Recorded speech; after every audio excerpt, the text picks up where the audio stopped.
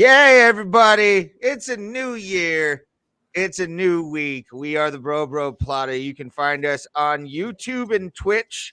Facebook can eat a dick as far as I'm concerned. No, listen, they have legitimate rules that make sense. No, they have community guidelines to uphold the integrity of that. A of that woman company, graduating college? A woman graduating college is against their standards. Yes, they don't hire women at Meta. We all know this. Yes, it's all clones of women. Listen, you forget. You forget Matrix that Mark pods. Zuckerberg, before he made Facebook, made that website that ranked women. That was what he did before Facebook. So you forget. Yeah, I know. Of course, that's why. So Ray didn't follow the rules. There are clear rules, and Ray didn't follow them. So we're on YouTube and Twitch for at least another week. I don't know. Are we banned? Yeah, forever? I think a week or two it goes off. Our ban goes off. But until then, Mark Zuckerberg and his metaverse. Although I want to make a Bro Broville, I will not be partaking in the metaverse. I will be waiting for basically the District 9ing of the world. And I will be a raider on the desert sands of Lake Erie. I will do it. So that's how we starting the new year off? Yes. I like to take it to a fun, dark place and then say, fuck Mark Zuckerberg for banning us. Again, it's really funny when you think that anyone will ever watch this show. It's actually pretty funny.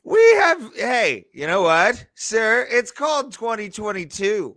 It's the double deuce. That is? It's the double deuce. We talked about this. It is the double deuce. And I love sending you that thumbnail. It was great. I liked it a lot.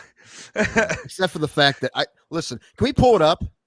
I don't think let me put it in the machine here because I haven't watched Roadhouse in a minute, so I didn't know who you made Swayze. I thought it was me at one point because I thought Swayze had the cutoff thing, but no, it's a different scene. That's the last scene when that's the finale where he's in the white like Karate Man pants. Listen, we all know. I got it. Okay. Anyone here? Yeah, is Swayze. Yeah. It's me. We all know this. No. Listen, no, I am the Swayze. Really? Who would win at a dance contest? I am the Swayze of this. Who'd win at a karaoke contest? That makes me Swayze. Who has an illness they don't know anything about? Who will be in the new movie Ghost? Both figuratively. No, oh God. You just want to make pottery. Don't lie. Who's what you say about pot? I could have used something right now. Oh, I have some good shit right now. Ghost. No, I want to be friends with Whoopi Goldberg. Wouldn't that be weird? If you were a ghost, you can only talk to Whoopi Goldberg. Oh, that would be a problem. No. Now that at that point in time, that was sexy Whoopi. And I liked that Whoopi. That Whoopi. I mean, I'd say maybe the sexiest Whoopi. I don't think I'd say sexy. I mean, that's maybe as good as it got, but I don't know if it's still my sexy. cutoff is Sister Act Part 1 and 2. Like that's where I'm like Whoopi is starting to get a little bit on the big side. Like I love big women, but like Whoopi started to inflate at that point. Started to expand. No, yeah. My favorite Whoopi is Eddie Whoopi. As her credits grew, so did her body that day. Sorry for interrupting, Tim. What'd you say? No, never mind. I was saying my favorite Whoopi is Eddie Whoopi in the Earl Monroe jersey. Wow.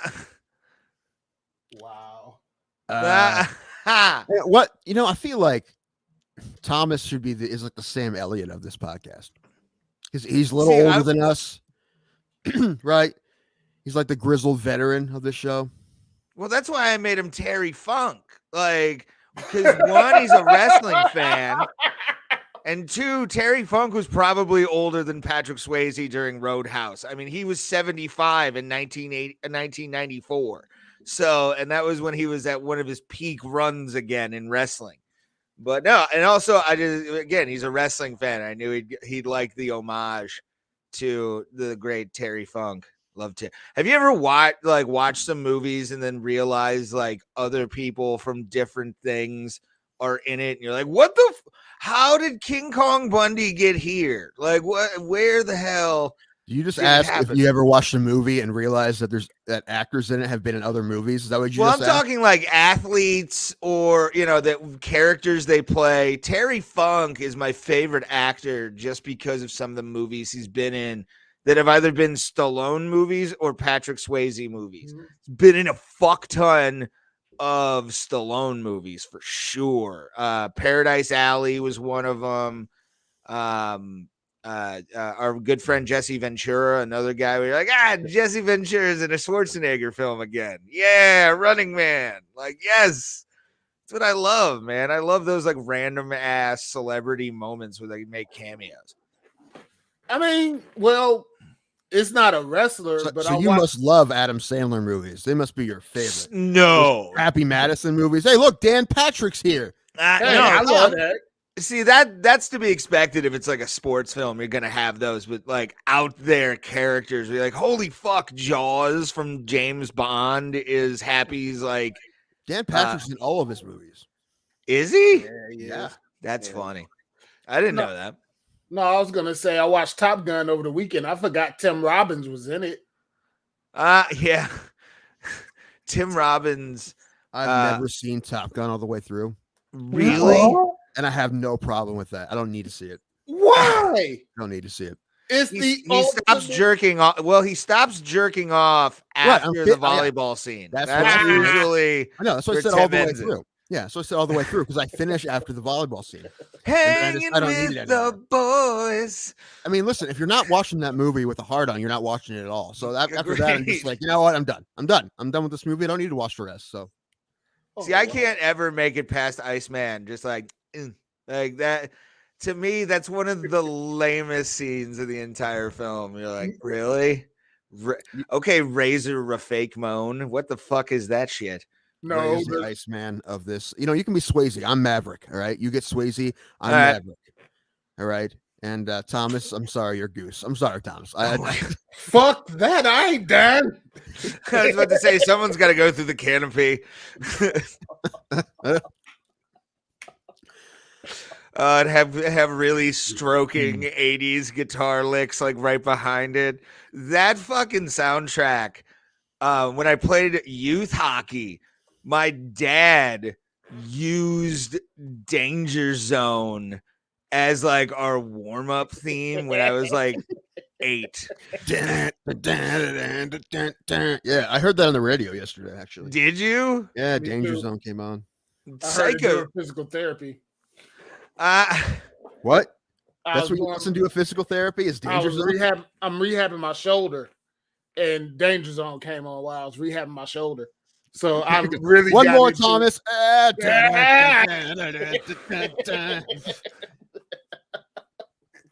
That's how you get it done. Yeah, look at it now. It's it's so sexy. All right, Hobo Brazil. I understand. I called you Hobo, not Bobo. There's a difference. Hey. That was fun when we talked about Bobo Brazil with Dr. Jerry Graham Jr., which is up on our YouTube channel at Bro Bro Plata. Search that out. If you're watching this, give us a thumbs up for the algorithm and even leave a comment down below if something strikes you. We are a fun podcast, boys, aren't we? Are we? We'll talk about fights, I guess, or some fights. There's news. There's things in news. There's a Jake Paul video. We'll pull that up. I'll find it. Okay. That Alan See, as sent soon that as to me, Jake actually. Paul fights, I give him a media blackout in my life for like a month, and then I go back into it. Thing is, though, like there's some things, unfortunately, that if we are MMA and nonsense podcast, we can't not talk about it. Unfortunately, I know. There's enough we skip over. We can't not talk about it. It's unfortunate because I would like to not talk about it. I talk about it on this show if you bring something up because, like, I'm in a like I said, I give him a media blackout after every fight just because I'm like, I don't want to see the keyboard warriors. Oh God, that's actually a good question. Fresh Lou True. Thank you for watching, by the way. What is something in your bedroom that would surprise people? I don't think I like the new graphics here. These are different. What do you mean? They're different than before. What do you mean? It's the bar. It's different. Like it was Yeah, different. I mean, I can change it if No, you'd it's fine. like. It's fine. We just change these Just the things press willy of nilly. a button. Listen. When we got the logo, I went through you and said, "Hey, what do you think of this?" Right? I even Yeah. called you. All right. I didn't just fucking do it. Yeah. So, But we'll answer that question after Tim calms down from his panic attack for a minute. no, I'm good. I'm good. I know. I'm trying to get something off the screen. It usually Oh. clicks, not that it's something going on with my computer. Oh, Okay. God. What do you guys got? Who's gonna say who's gonna say a woman? That'd be the most surprising. Who's there? Who consented to be blow there? up as a woman? What? Yes. Oh, okay. Yeah, especially if you get a real doll. I mean, I was inspired through that great dating documentary, Lars and the Real Girl. That was a great documentary. That was a great documentary. Good doc, yeah, really good doc. The main character looked a little bit like a poor man's Ryan Gosling, like he was a little, Yeah, a little bit it more was beat weird. up. Yeah, he was decent looking dude. Definitely cuter than the bestiality documentary I watched once. Jesus. That was interesting, and a lot of British voices. I'm not a big British voice guy. What So was that one called? Wallace and Gromit? Is that the what? No. Wallace and Gromit. Gromit, yeah. Anyway, what's the answer to the question? Can you put the question up again? Okay, yeah. Please, sir. What is something in your bedroom that would surprise people? I have a Bible in my bedroom. So I think that answers the question. The Bible. I don't know. Did you think I'd have a Bible in my bedroom? There you go. Possibly. I mean, the area that you're in, religion of any kind is. I don't open it. Like it's just there. Maybe you just need to have it leave the room, and once that does, once you accept Jesus and go across the threshold, everything will clear up. How about it? Boom, Christian No, that's Science. why I keep it in the room, man. So I keep it in the room. Oh God! Next thing you know, there's a priest giving an exorcism, just throwing holy water on you. Yeah, just in case the priest who given the exorcism but forgot his own Bible. There's one there for him. I don't know. What about you guys? We got somebody beat Bible. Oh God, I don't have any. D-Rest, by the way, I don't have any sex toys or anything. The one thing that would surprise people, I would say one thing I lack, which is a bed frame. I'm that weirdo that puts He's asked surprised people. That surprises no one. Yeah, I know. Mattress on a floor. Yeah, that surprises no one. Well, I have a box spring on the floor, and then the mattress. That may be more top. surprising that you had the box spring. I have the box. My mom could afford a twin box spring for me. Why not? Well, at this point, you're a grown man who has a job. You can't get your own box spring. My room is way too fucking small for a box. Plus, I'm cheap, so that makes more sense. I mean, your room would have to be closet size. I like booze more than I like to sleep. Is that make sense? I like both. They usually go hand in hand with me. What about you, Thomas? What you got? I got two things. The first one, which is something I just acquired, is a Marvel Captain Britain #1 signed by Chris Claremont. That's not surprising. It's not surprising, but it's cool. And then the other, which is my prized possession, is a Keanu Reeves signed John Wick 3 movie poster. Nice. That's cool. Did you buy that on the internet or did you hunt them down? Somebody gave it to me. Okay. Nice. Yeah. Well, Keanu. Yeah. Well, Thomas. Yeah. Have we all seen The Matrix finally? And I never finished it, but you can talk about it. I don't care. Yeah, I want to talk about this piece of garbage. Dude, it was the most. I was sick, no, it was.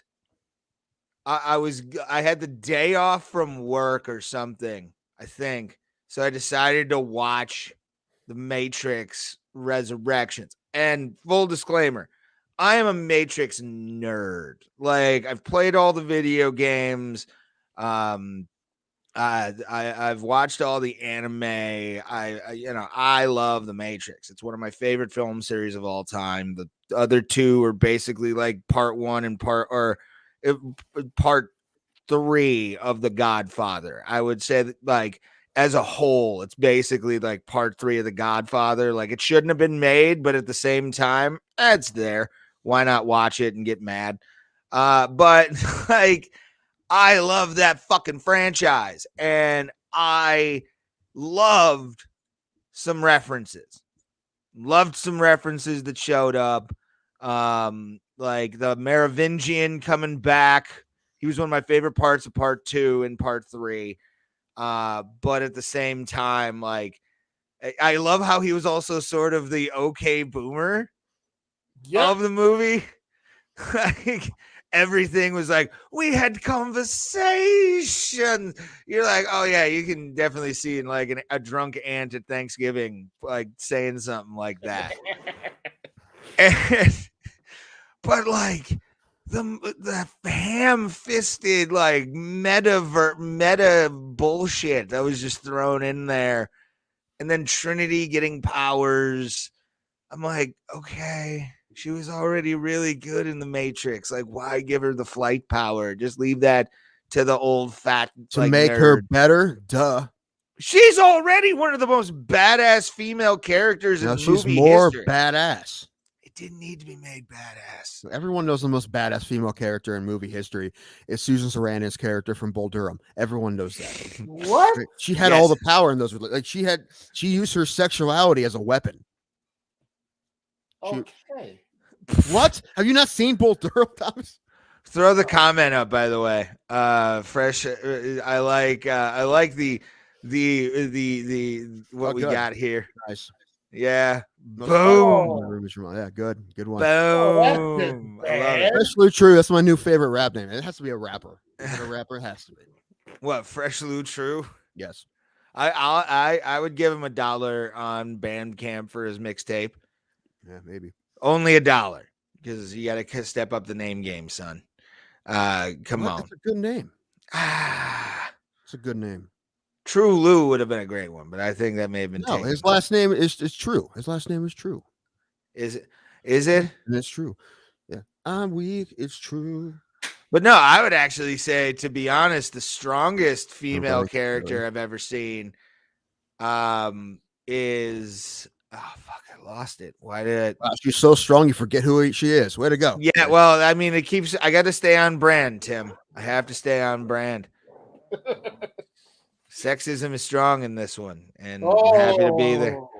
Hey, there's times I sent a text like a long time ago to a girl. She apparently told me she was losing her voice. And I was like, oh, well, you've heard the old saying of when a woman loses his voice, every man becomes happier. And you weren't slapped immediately? It was through text message. So I could at least be like, obviously it's a joke, but like, I like that. I like some misogyny every once in a while. It keeps a man strong, keeps a man healthy. Little hate does him good. This is why you're going to die alone, right? Damn. Probably.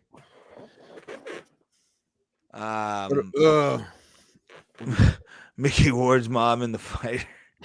Dude, she was a badass. She was. Melissa Leo, I think she won an Oscar for that, I believe, right? Like, yeah. She. I need to watch The Fighter again. I haven't watched that movie in so long. She was a badass, actually. She was one of the, you would not mess with that woman. Do not, no, she was terrified. Her and that, and it's like Boston house sisters. Mother of a fighter. Yeah. Fuck no. 14 sisters or whatever it is. Yeah. You're basically in the Royal Rumble at that point. It's like, I would hate to be like 14 girls and you're like, holy shit. It would be like you throw. Remember that video of the old lady like throwing a bunch of food into a room with cats back in the day? I feel like that would be like 14 women. They would actually like pull each other's hair and like beat the fuck out of each other. Women are violent. Like I've seen sisters do that. You just shit. described lunchtime on Flavor of Love. That's Damn. That's just This is true. craft services is here, ladies. Yeah, I need to keep my booty. Ah, sure. give me the lobster. So we got a new logo. It's there in the corner. Yeah. And it's sweet. Yeah, it's a fucking awesome logo. Thomas, what did I ask you about the logo to make sure it was good to go? I was about to get to that.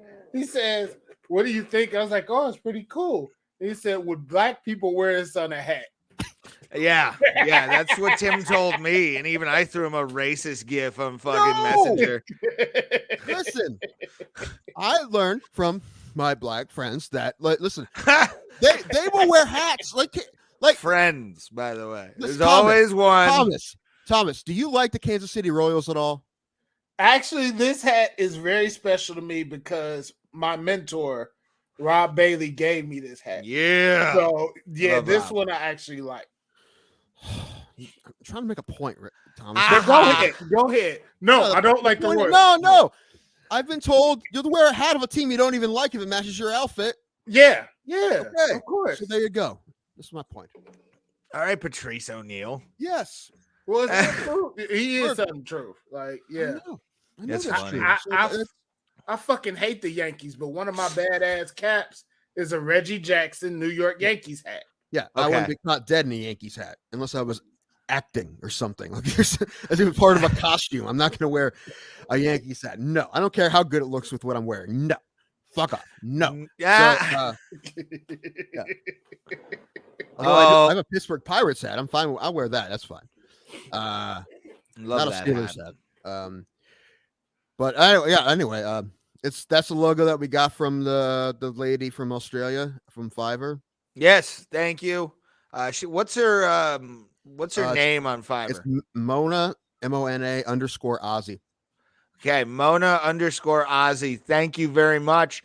And anybody watching this, if you need a logo made, Yeah, the chances of She's us the going one. back to her are probably pretty good. She's Good. super nice. well, most Australians are. And she made it pretty easy. And she sent I emailed it to us. She sent me all the other files for it too. So it's not just the JPEG; it's the other files, like the source file and stuff. You probably have to open it up like on Photoshop or something. But it's in there. And this is. I mean, we only had her make one change. I try to give her I don't know. I told her I don't really know what you do. I'm like, don't make it too crazy. And I told her about the podcast. I told her that it's a kind of an MMA and nonsense podcast that's hosted by two comedians from Ohio that never take anything seriously and are mostly drunk most of the time. That's all I told her, and she made that. And the first version of it, I looked at it, and I told Ray, I'm like, I was pretty disappointed. I don't really know why. At first, it grew on me. I don't know why. When I first looked at it, I was like, I don't know. I think it's because I might have thought I was getting something else. I don't know. But the more I looked at it, I'm like, this is fine. We just need to change the colors. It was red, black, and gray, which I didn't want to go with. And then I don't want my podcast to look like my high school colors. Yeah. Yeah. I'm in the black box of doom. I was put here thousands of years ago. I can leave to go to work. That's pretty much the only time I'm allowed to leave the black box of doom. But no, I get food service at least an hour, at least every 6 hours. It's quite nice. It's every 6 hours. Oh man. Yeah. It's a good schedule. I can work out. I can go to work, make my stuff go. Then what? You don't work out. No, you're right. Okay, go to jujitsu class and be the fattest guy there. That's usually someone's got to be the fattest guy there. Yeah, and I usually am. I'm like with Adonises, and I look like the bowl of jelly that I do. But yeah, no, the black box has its perks. I mean, every 6 hours, it's like the book To Serve Man, but I'm not getting eaten. It's quite nice. Hopefully, eventually, we get some people that watch this thing. We'll make some merchandise with that logo. Yes. We would do it now if people would buy it, but no one would buy it. Like, I'd take a t-shirt with that on it. And, or a shot glass. Actually, I'd rather have a shot glass than anything. Oh, yeah. Yeah, I think we could make a lot. That's how, like Jerry Jaffe, our good friend, he sells shot glasses. We that and maybe we'll get like a Tequila Quinces logo to put on the other side of it. Yes. Suffering the Tequila Quinces, something like that. We went with blue and like a cream. Mm-hmm. It's not yellow. It's like almost like eggshell. It's he wanted to kill me when I mentioned the word maize. He's like, "Fuck you, Ray." Oh yeah. That's death. Yeah, it can't be You almost got Ray almost got murked last night. I sports trolled Thomas for the first time. I had to initiate him. Listen, knowing the kind of sports fan Ray is, it doesn't bother me anymore. I just ignore him. Like if he was a hardcore Steelers fan, I'd let him have it. But I know he's just Ray. He doesn't really give a shit. He's just trying to be a dick. So I just don't listen to him. Yeah, don't send that filth to my phone. That's a guy. So Thomas fell for the bait. Well, that's what you get, Thomas. Come on, you got to know better now. You just let it go. Yeah, I don't know what that is. Thank you, soon to be Russian code. Overlords. We appreciate that's you. The code. Yeah, like somewhere like most Americans, we can understand 80% of English, and that's it. Yeah. But I would like to think that for some reason they just used our show to like wake up a sleeper agent. That's true. That would be hilarious. It's like, the nukes. We really did miss an opportunity. One of us should have been like, "What?" and then walk away. Yes, right. Must kill. Yeah. Kill Lincoln. Kill Lincoln. Speaking of presidents, Joe Biden said that things are looking good for 2020 today. He said that. I know. He's an adorable, adorable grandpa. Like I just don't want. He's basically Reagan and Carter in one person. It's like they said in that Death of 2021. They said in that Death of 2021 thing on Netflix, like he's just like a nice little caretaker guy. They had to hold the job until they find somebody else. Yeah, but dude, it could be Return of the Mac hard. Like, you could have the Mac Daddy come back. I know I would get kicked off YouTube in a second if I said his name. But I'm fine with that. I would not be happy. I mean, it's one of those things where honestly, this year's looking like complete and utter bloodbath. And I'm not saying like January 6th or anything, but I will be at High and Dry that night as well. It's not going to be nearly as nuts as we'll be fine. I think the voting public is getting tired, but that's just me. Apparently you're listening to different stuff than me, because I think people are actually less pissed than you think they are. It could happen. I don't want to talk about this anymore. We're not politics. But Joe Biden, like, I love the fact that he's president. I love the fact he's president because it makes me realize, like, when I die from CTE, I'm gonna be like him. That's wonderful. He is. Would be like Muhammad Ali was president with Parkinson's. Don't go talking about you're gonna wrap chains around people's heads. Oh. His legs would be. Pat Miletich and I kind of got into it a little bit, which was awesome. About Joe Biden, and because that was a fun thing. Go check that interview out. I'm amazed it's up, by the way. Like, I am amazed it's up. But we kept it even keel through the entire thing. He didn't say anything nuts. I know. It was a really, really good interview, and I think more people need to watch it. It was good. We didn't fuck it up. Well, Ray tried to fuck it up, but a little bit. Well, the thing about with Pat Miletich is he's one of those guys that you can just like let him go, and he'll just talk, and he'll just throw out stories and stuff that are fun great. Yeah. So you just gotta let him go. Just don't step on him. And, which I was trying to do because Ray was trying to do, but we still got a lot out of him. It was fun. It was good. We got good stuff out of him. He told a story Frank about Shamrock story. Yeah, allegedly Frank Shamrock story. It has to be. I'm sorry. I think it was Morrow having a bad day. No, I don't know. If he is having a bad day, Morrow seems a little bit more socially conscious than. Well, but unless he's having a bad day, because maybe it happens. Who was the fight doctor? Used to do the Pride stuff. Fudge. And also he would do Glory too, or not Yeah. Glory. He did K1 as well. I don't remember. It would be funny if it was him, just like the most mild mannered guy, and he just drops the N bomb. You're like, what, dude? Not from you, Jimmy. I think it was like Jimmy Corderas was the referee from the WWE. Yeah. Who I'm friends with on Facebook now. Yay! You're allowed to be friends with WWE. Yeah, Thomas was not happy with WWE's day one pay-per-view. No, premium live event. Premium event, right. Oh, but no, I found that hilarious. When it happened, it was hilarious. And yeah, it was what it was. I mean, especially since basically the star of the company had to be get COVID right as before the show. Shit happens and everybody's like, let's just give Brock the belt. I mean, let's just do it. I don't care anymore. Nobody watches our TV. Shit I don't want to talk about. Fucking, I am aware. We're deep into politics and the WWE. That's not what the show's about. Well, what do you want us to talk about? We've had reprieves. Do I have to save the show already? What? I have to save the show already. Yeah. All right. Usually I would wait till longer, but we've got to do Hero of the Week now, I guess. Let's do it. Tim, Tim's going full heel. I know. This is real. No, I'm just trying to save my own show. Okay, listen. Let's do Hero of the Week. Why are we doing Hero of the Week first?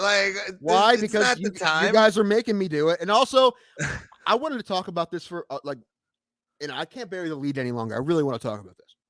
Okay. Put up to Hero of the Week. I don't have any nominations. I just have the winner. And the great thing about Hero of the Week is I never know the week before who's going to be the Hero of the Week. I never have any idea, right? It could be anyone in the planet, right? Person, animal sometimes. Who knows? Right? And I would not have guessed that this was going to be the Hero of the Week this week at all. I would have been last. No. I would have guessed.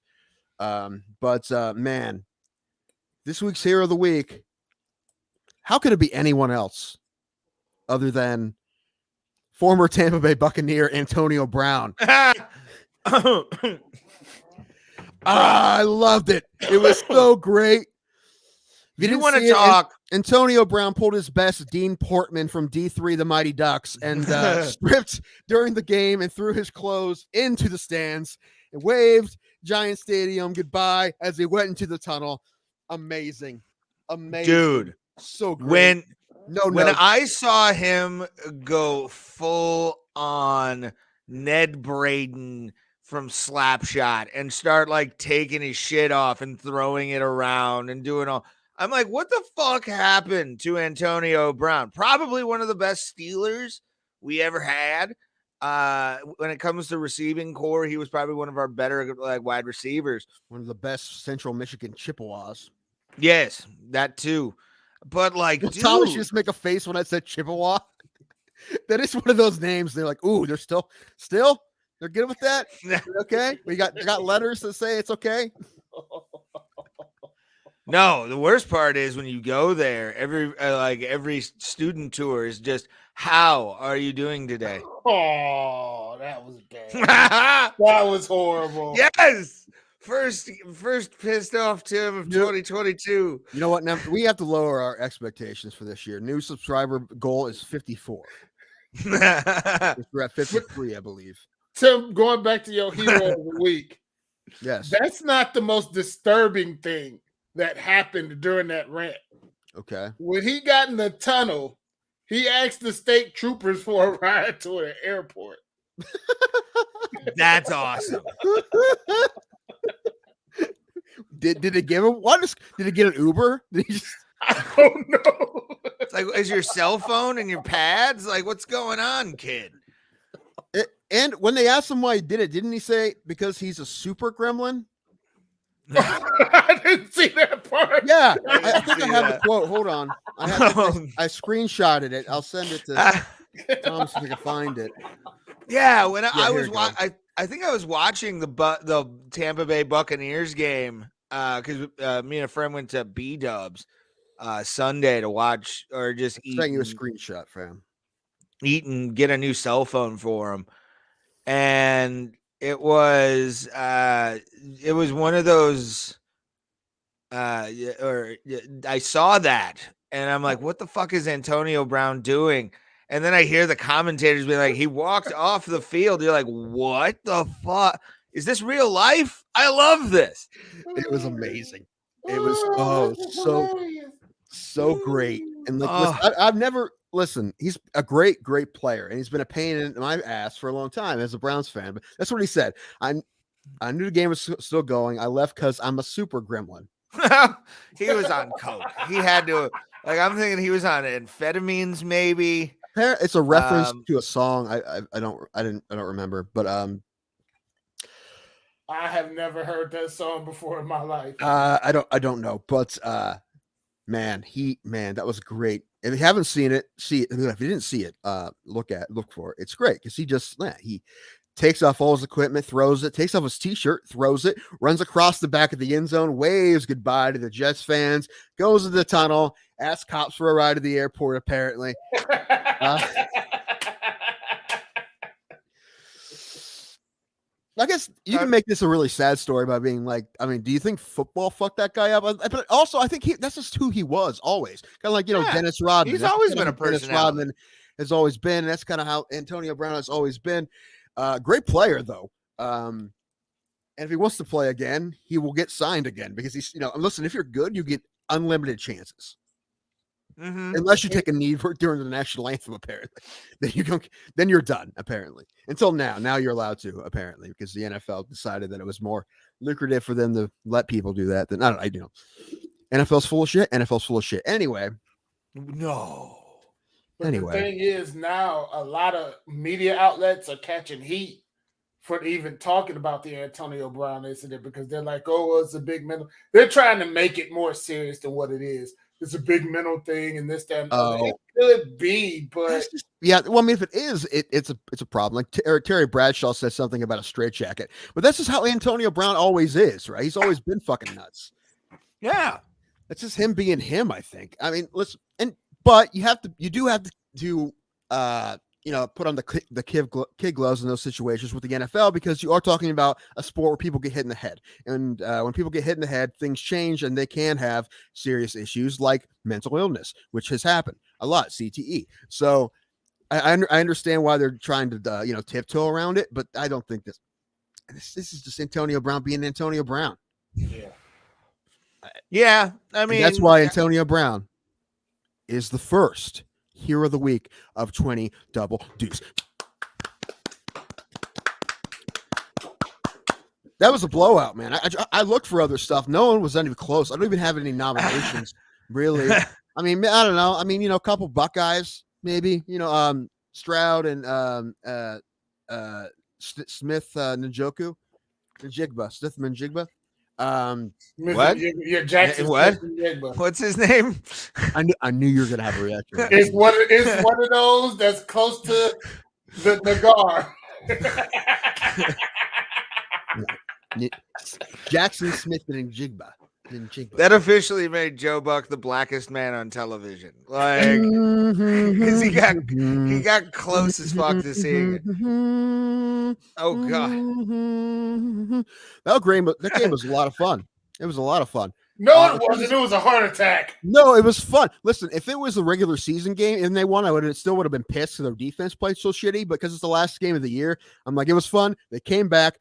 That's the offense we're going to have next year, right? And you can't really stop that offense. Well, Michigan kind of did, didn't they? And then Michigan had to go and make the Big Ten look like dicks. Way to go, Michigan. Yeah, watch that Michigan game. It's about Georgia, baby. Michigan. Thomas, pick one team. You get one team per sport. Calm down. You get one. On this podcast, you get one. If you work for us, you get one. Oh, God. All right.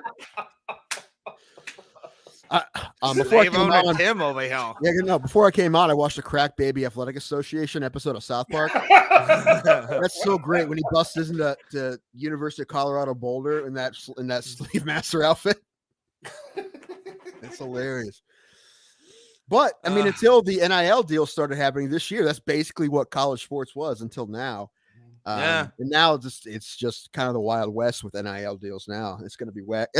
Recruiting has completely changed. If you don't know what I'm talking about, basically, it's name, license, and name, image, and likeness agreement.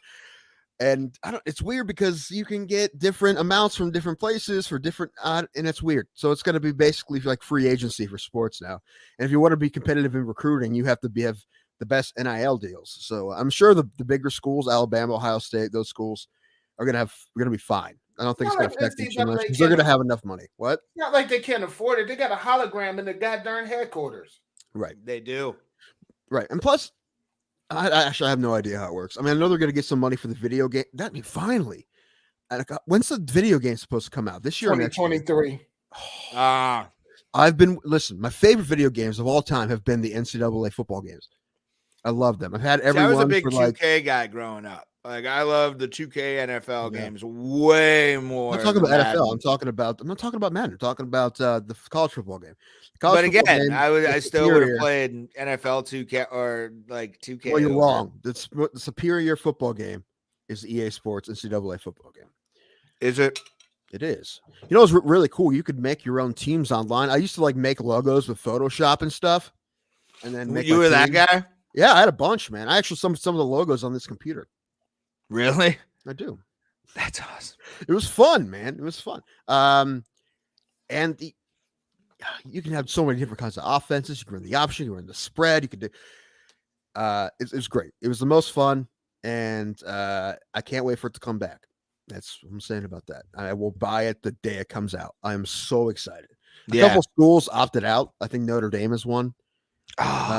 Which that's gonna hurt the recruiting. You think it's not? It is. If where do they replace it with though? Like what do they replace it with? Like what racist logo are they going to replace? Right. Oh, wow. If you think about it, like who are the St. Mary's Fighting Mickeys? Yeah, like it's just a nun. The Raging Mickey. St. Mary's Raging Mickeys. It's the name. It's just a nun. It's just like a nun like drugging someone's drink. St. Mary. Yes, that's it.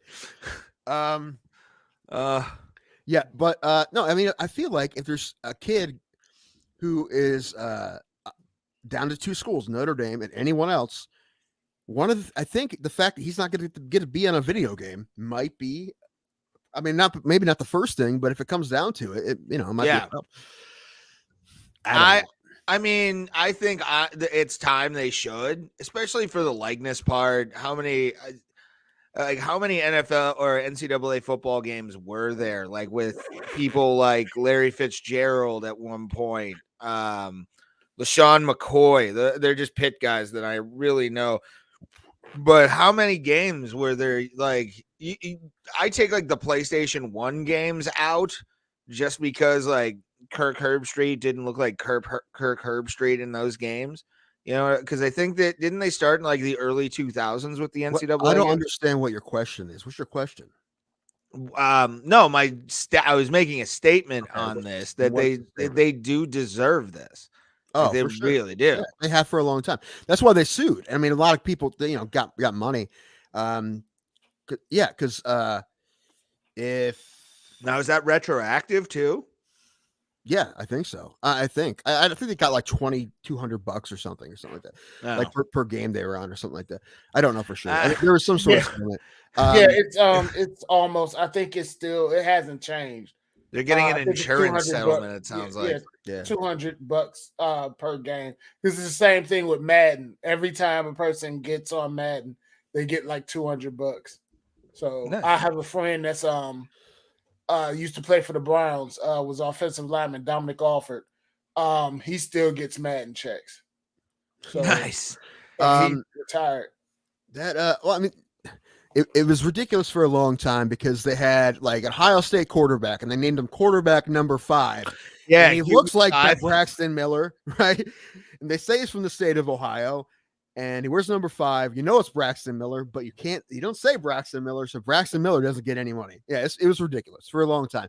basketball too. I really wish they bring the basketball game back too, because I like the basketball game. There's a rumor going around. Well, see, that's on 2K's end. There's a rumor going around where they want to do it for 2K, but by NBA 2K having that whole my player thing where you go through the college little thing, that's gonna hold that up for 2K. Because right now they have the majority license ownership of NBA video games, I believe. So yeah.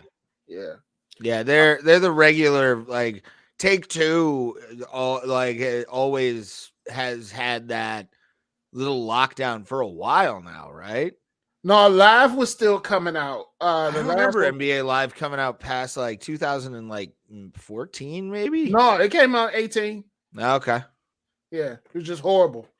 So most EA games are. I mean, hey, not NCAA football. We just talked about this. Yet, wait until they start being like, oh, because Thomas experiences this every time he plays a fucking Madden. Remember, was it 2020? Was they didn't even change the banner? Oh no, they haven't changed anything on this thing. That's why I'm hoping next year. No, I'm talking about put a Madden 2020 or a 2019 logo in like 2020 or 2019 and 18. Yeah. Dude, that is hilarious to me. That's so fucking lazy.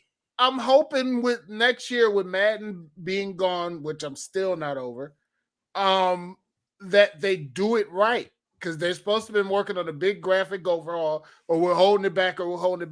They got to do that man right.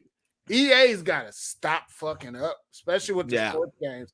UFC, nobody really complains about it, but this is the first year that I've seen people complain about FIFA, NHL, Madden, and I think a little people complain about UFC. They're fucking up. So, well, I mean, the UFC game's pretty fun though. Like I've played it extensively. I like it. I think it's a good game.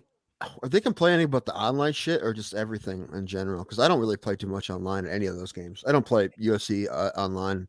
I never play FIFA online. Some of it's online and some of it is, well, we know it's cash grab. Menu, I was about to say loot boxes and stuff like that. But there's like there's legislation now in certain countries that like basically ban that stuff. Yeah. Which is cool. I think the British Parliament did something like that last year or 2 years ago. That'd be cool. I mean, the only thing I play online is MLB The Show. No, I was just gonna say we were talking about basketball games. I still have a PS2 and a copy of March Madness 2003 or something, and it's still a fun game to play. It's still fun. Like the college basketball games are fun. Dick Vitale on the call.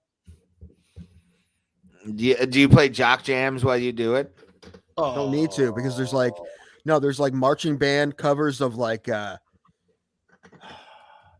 Last Resort by Papa Roach on that game. Yeah, there's a marching band cover of Papa Roach Last Resort. No, there isn't. Yes, there is. I promise you. I believe it. Yeah, that's hilarious. If I can find it online, hold on, let me look it up. Are we done talking about video games? What else we got? Did anybody do anything fun for their New Year's? I watched Dolce's boobs on CNN. Wait, what?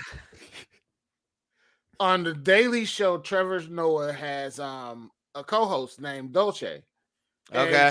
And she's a large girl, but she's cute and things of that nature. And she had her freaking boobs out all night, and it was lovely.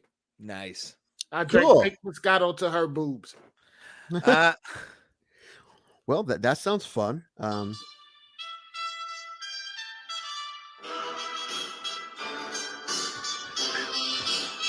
Okay, cut it now. That we're gonna strike for it. I don't care. Told y'all. March Madness 2005. Oh God, that makes absolute sense now. And that's a really fun feature in a video game. No, there's another. There's also Hanging by a Moment by Lifehouse, and The Middle by Jimmy Eat World. Nice. Jimmy Eat World was one of the coolest. That's one of my favorite soundtracks to a video game, right there. Because it's all marching bands. Oh man. What's the weird? What would you say is the weirdest band you're into? What? Weirdest. Like weirdest band? Dimmu fucking Borgir. That's a metal band though, dude. Like to me, that they're really good too. But They're to me, getting that's like a normal weirder. pick. They're getting weirder. Like the first video I ever saw from Dimmu Borgir was the video that MTV stopped showing because kids were getting killed. Oh, that's nice. Yeah, so to me, they're weird. That's probably the weirdest I go. No, god damn it. I take it back. Winds of Plague. Who? Winds of Plague. Oh God. Winds of Plague.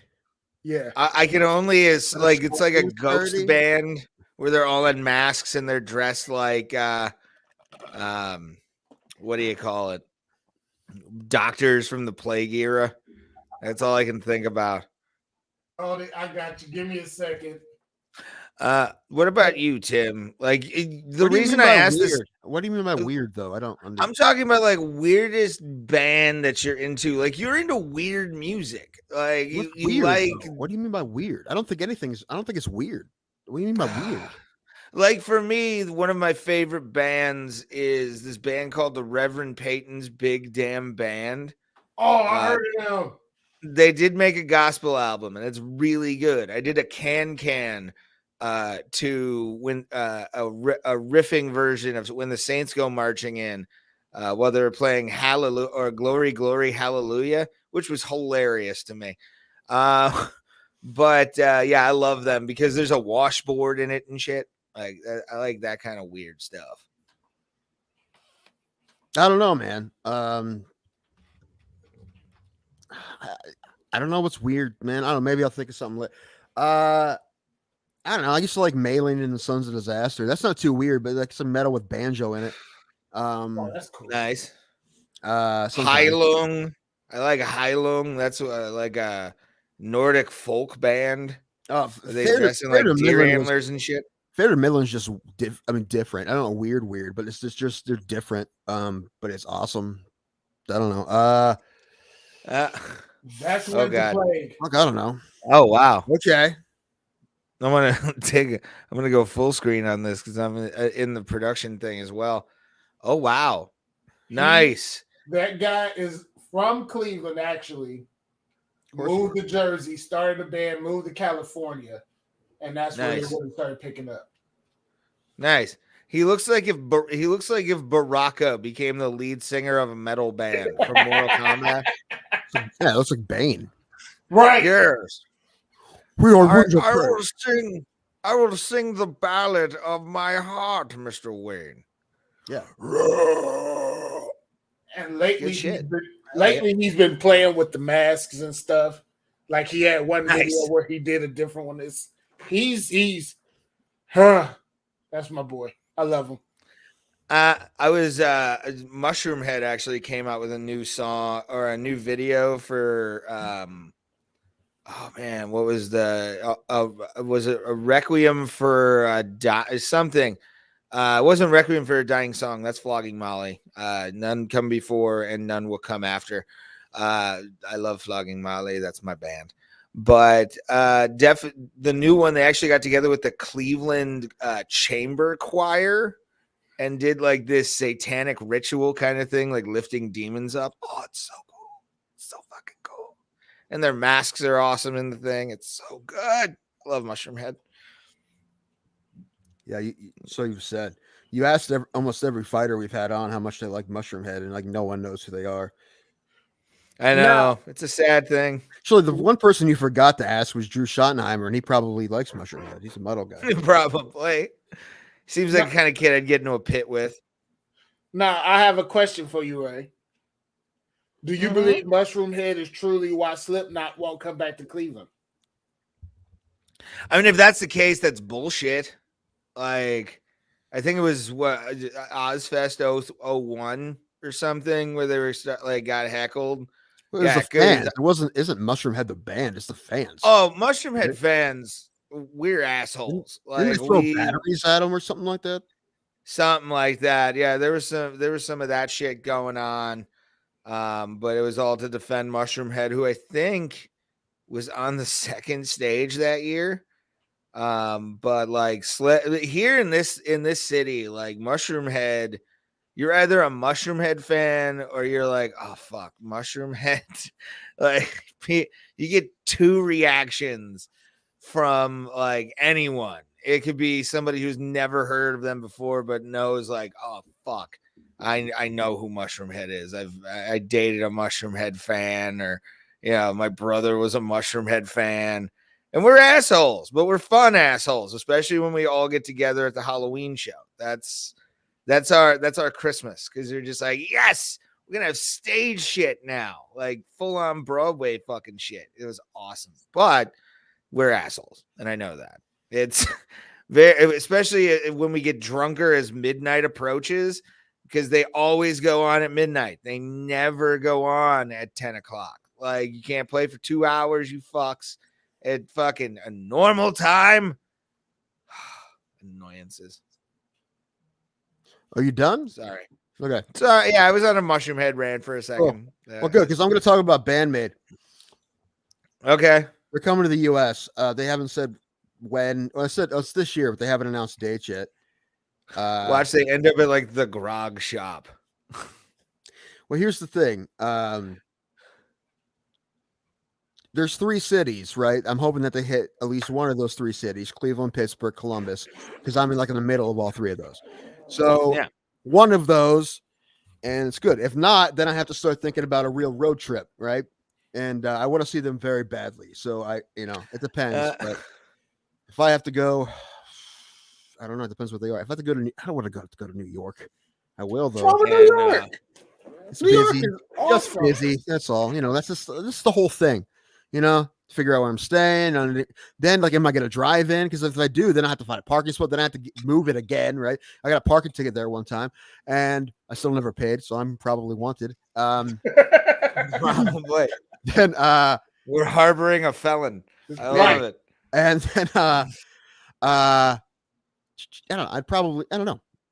Maybe I'd stop in a nearby city and take a train there or something. I don't know. That was the best concert I ever went to. Was in New York, and I was going to see the Prodigy. That was the best damn thing. Well, they'll definitely hit up New York. They'll definitely hit up Chicago. So one of those 2 if I have to. But hopefully, they hit up Cleveland, Pittsburgh, or Columbus. I don't know. Chicago's what, 7 hours for you? Probably. Yeah. So is New York, but also when I go to New York, I stop in Pennsylvania where my family lives, and then it's like 3 hours from there, so it's not that big a deal. So it's not, so I'll go there, and then I do the same thing on the way back, so it's not a big deal. It's like a 3-hour drive from there, but yeah, so it's not huge, but so I could do that. It's just depends. And our buddy Sean Lynch is moving back to the city, so maybe I can work it out and stay with him or something. Anyway, just a lot of this plans, man. Plans. But I got to get those dates. Plans, those Bandmate dates. Man, I love that band so much. They're so good. We know. I know. You print out their pictures. What? Not yet. You print out your. Not yet. I'm going to give me a big Bandmate poster right here.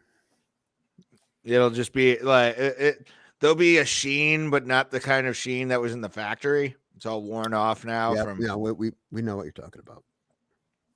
That's right. That's not why I like them, Ray, but it's a bonus, I guess. It's a bonus. Dustin Poirier says he's agreed to a super short notice Nate Diaz fight. Okay, I highly doubt that's going to happen, but whatever. He's agreed to it. But getting a Diaz brother to agree to anything is hard enough. Damn. No, it's true. It is. It's super hard to get them to actually fight. Aljamain Sterling withdraws attack on Russia. Was he going to take on the whole country by himself? What is this? I'm going to definitely say he said something about Piotr Jan and said something like, they're potato eating, vodka drinking D bags or something. I mean, he said that. I don't really believe that. This is what he put on Twitter. He put me In quotes, hey, you're cheating. Russians, I know, but dude, why are you even talking about it? I still won. Me, but you cheated. Russians, I know, but come on, dude. You know what's up already. Okay. Yeah, I mean, yeah, that is what happened. He called him Cheater, Pieter Jan, Cheater Jan. Ooh. That's clever. That's interesting. Yeah. Chioter Jan. Chioter, something like that. Choder. Choder. He's he's just gonna- a lot of gaping holes in his game. A lot of gaping holes with the Choder. Oh shoot! How did we miss this? We got to get this guy on. Mark Hunt challenges Dana White, Fertitta brothers to fight after being ordered to pay UFC nearly $400,000 in legal. Oh, he has to pay them $400 in legal fees for that. Really? He has to pay their legal fees for that lawsuit that he was right about. Wow. Man, those people are in everybody's pocket. Everybody in their pocket. Holy shit! How did that fucking possibly happen? Hey, no way. That is so fucked up because he was right about that lawsuit. I know. We gotta get him on. Yeah, we need to get Mark Hunt on. And because we had a chance in alcohol and sleep, and it was midnight. We didn't get that episode. It's gonna have to be a weird time because 14 hours ahead of us. I was about to say it's definitely gonna have to be on a Friday night into Saturday. So I don't know what time he goes to church or what days he goes to church and everything. Listen, I'll take listen, if you can't do it, you can't do it. I'll take Mark Hunt every day he can. All right. This is true. I mean, I want you to be there, but I just don't want to get in the way of his worshiping sessions but you know, he's not Mormon anymore, man. He's not? I don't think so. Good. What is he now? Scientology? That would be awesome. The first Scientology backed fighter. Probably undefeated. He'd be flying into the octagon with special powers and shit. Just strong Thetans with all of it. Just the strongest of Thetans makes a world champion. Walking out to Loser by Beck. Oh, it's funny because our dude Andrew Law walked out to that song for a while until he lost. He won 7 fights in a row on Loser by Beck. Then he lost. No, I can't do it anymore. It's fun when he's winning, but when he's losing, he can't. Yeah, no, you can't do that. You need. I think he should come out next time to Eye of the Tiger by Newfound Glory. No, if you're gonna do Eye of the Tiger, do the original. No, you do the Eye of the Tiger pop punk version. That's what you do. Get out of here. No, you don't. Listen, pop punk rules. Listen, no, get out of here. No, listen, pop punk does rule. Okay, listen. One of my favorite bands of all time is a pop punk band. All right, Bowling for Soup. Okay, that might be the weirdest band I'm into, maybe. But they're great. I love them. They're hilarious and they're fun. I want to see them play again whenever they come back. I'm going to. Anyway, what we were talking about? Oh, walkout songs. What did I tell him he needs to walk out to? I don't know. You know what? No. Rock and Roll Dreams Come Through by Jim Steinman. Yes, the Jim Steinman version only, not the Meatloaf one. I just found out that he doesn't even sing on that version. It's some guy named Rusty Dodd, I think. Well, he sings on most of the album, but he doesn't sing on that Rusty song. Dodd. Just hold on. I gotta figure it out because I think this man's still living, so we gotta have him. Rusty Dodd sounds like a bass player's name. It doesn't sound like a guy who can be able to sing. Rusty Dodd plays the banjo in the fucking country band. He knows how to play a damn good fiddle, but don't know how to sing a lick. That's a good old Rusty. No, shoot. What is his name? It's gonna drive me nuts. I don't know. Oh my god. What was I listening to? Oh, I was listening to Bonnie Tyler? Who did Jim Steinman write for? Yeah. Bonnie Tyler? Yeah. There was a Bonnie Tyler song on, and I went into this whole diatribe about Jim Steinman. Actually, how much you like him. It's Rory Dodd. Roni Dodd? Rory. Rory Dodd? Sounds like a golfer. R-Y. Rory. Sounds like a golfer. Rory Dodd coming up to the 17th box. It does. And he hits a good one with English on it, and it's in the hole. It's in the hole. But he's also the guy. But people don't know his name, but everyone has heard him sing "Turn Around" on Total Eclipse of the Heart. Yeah. So that's Rory Dodd. We got to get Rory Dodd on the show. Oh, dude, I'll hit him, or somebody needs to hit him up. I'd have him on. Hold on, I'm getting a call. Make sure he's still living. Wait, just take phone calls on the show, Ray. Okay, he's from Canada. No. Okay. Yeah. Okay. All right.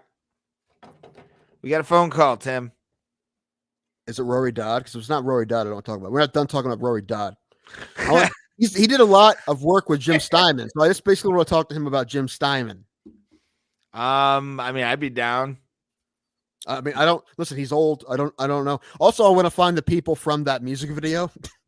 The two dancers from that music video. If either of them are still with us, I don't know how good at interviews they'd be. I just want to talk to them about that music video. All right, we got a phone call. Yeah, hold on. I'm gonna drink this week-old bourbon. Oh boy. Thomas, I got a ultrasound of all my insides yesterday, so we're gonna find something out. I think pretty soon. Good. I'm glad. That's good news. That's what I needed to hear. I think. I mean, because if there's something going on, they got everything. They got my kidneys, they got my liver, my gallbladder, this big vein, that heart vein that goes down this way. Yeah. All of those. Yeah. So I have a feeling it might be my liver because every time I drink, it hurts. So we'll see. I gotta get it on. Hi, Tim. Hey, Alex. Hi, buddy. How are you doing? I heard you're having some health issues. Yeah, man. I was just telling Thomas I had some tests yesterday. I have more tests tomorrow too. Yeah, a couple CAT scans tomorrow. So I'm gonna be broken. Alex, can you sell some vitamins and send me some money so I can pay my medical bills? Well, I was actually about to say I may have the cure for you. It is, from what I've seen, it is valerian root. Okay. Mixed with Kool-Aid. Gotcha. Mixed with ivermectin. Okay. You know what? If you had ivermectin, ground it into a paste and then eat it. You would sell it probably if you had ivermectin to sell. You probably sell a ton of it. I bought some vitamins from J.K. Simmons that he was selling in the Spider-Man movie. That was funny to me. Did you see the new Spider-Man movie, Alex? I have not, but I know that there's a man who's taking my livelihood. His name's Jay Johnson Jonas something or whatever. That son of a bitch is taking over my market shares, and I do not appreciate. I mean, I'm conspiracy guy over here. Yeah, I mean, I don't think they'll admit it, but there's definitely a heavy Alex Jones influence in his character and this new Spider-Man. Hell yes, there is. Sure. Yeah, because he sells vitamins and he talks insane nonsense. I'm telling you, though, Spider-Man is real. Spider-Man is a real person. Okay. It's not Peter Parker, like people think. It's actually Chris Cuomo. Chris Cuomo is Spider-Man. Spider-Man, okay. He's fired now from SiriusXM and CNN. He is obviously Spider-Man. What's Chris Cuomo going to do? Is he going to turn dark side and go to Fox? I mean, you should ask Ray that in a minute because he can probably answer that question. Okay. They would take him if he agreed to talk shit about CNN on air. They'd take him. I don't. I'm gonna wait to hear what Ray says on that. Okay. Alex, what do you think of our new logo? Do you like the new logo? I like it. I like the blue. Sort of reminds me of the InfoWars logo. Yeah. Except for the InfoWars logo, we have a world. You have a cage. Big difference. Okay. So we want to be global, and I know. Damn, I had some spaghetti earlier. I apologize. No, it's the demons. Yeah, I know. It was delicious spaghetti.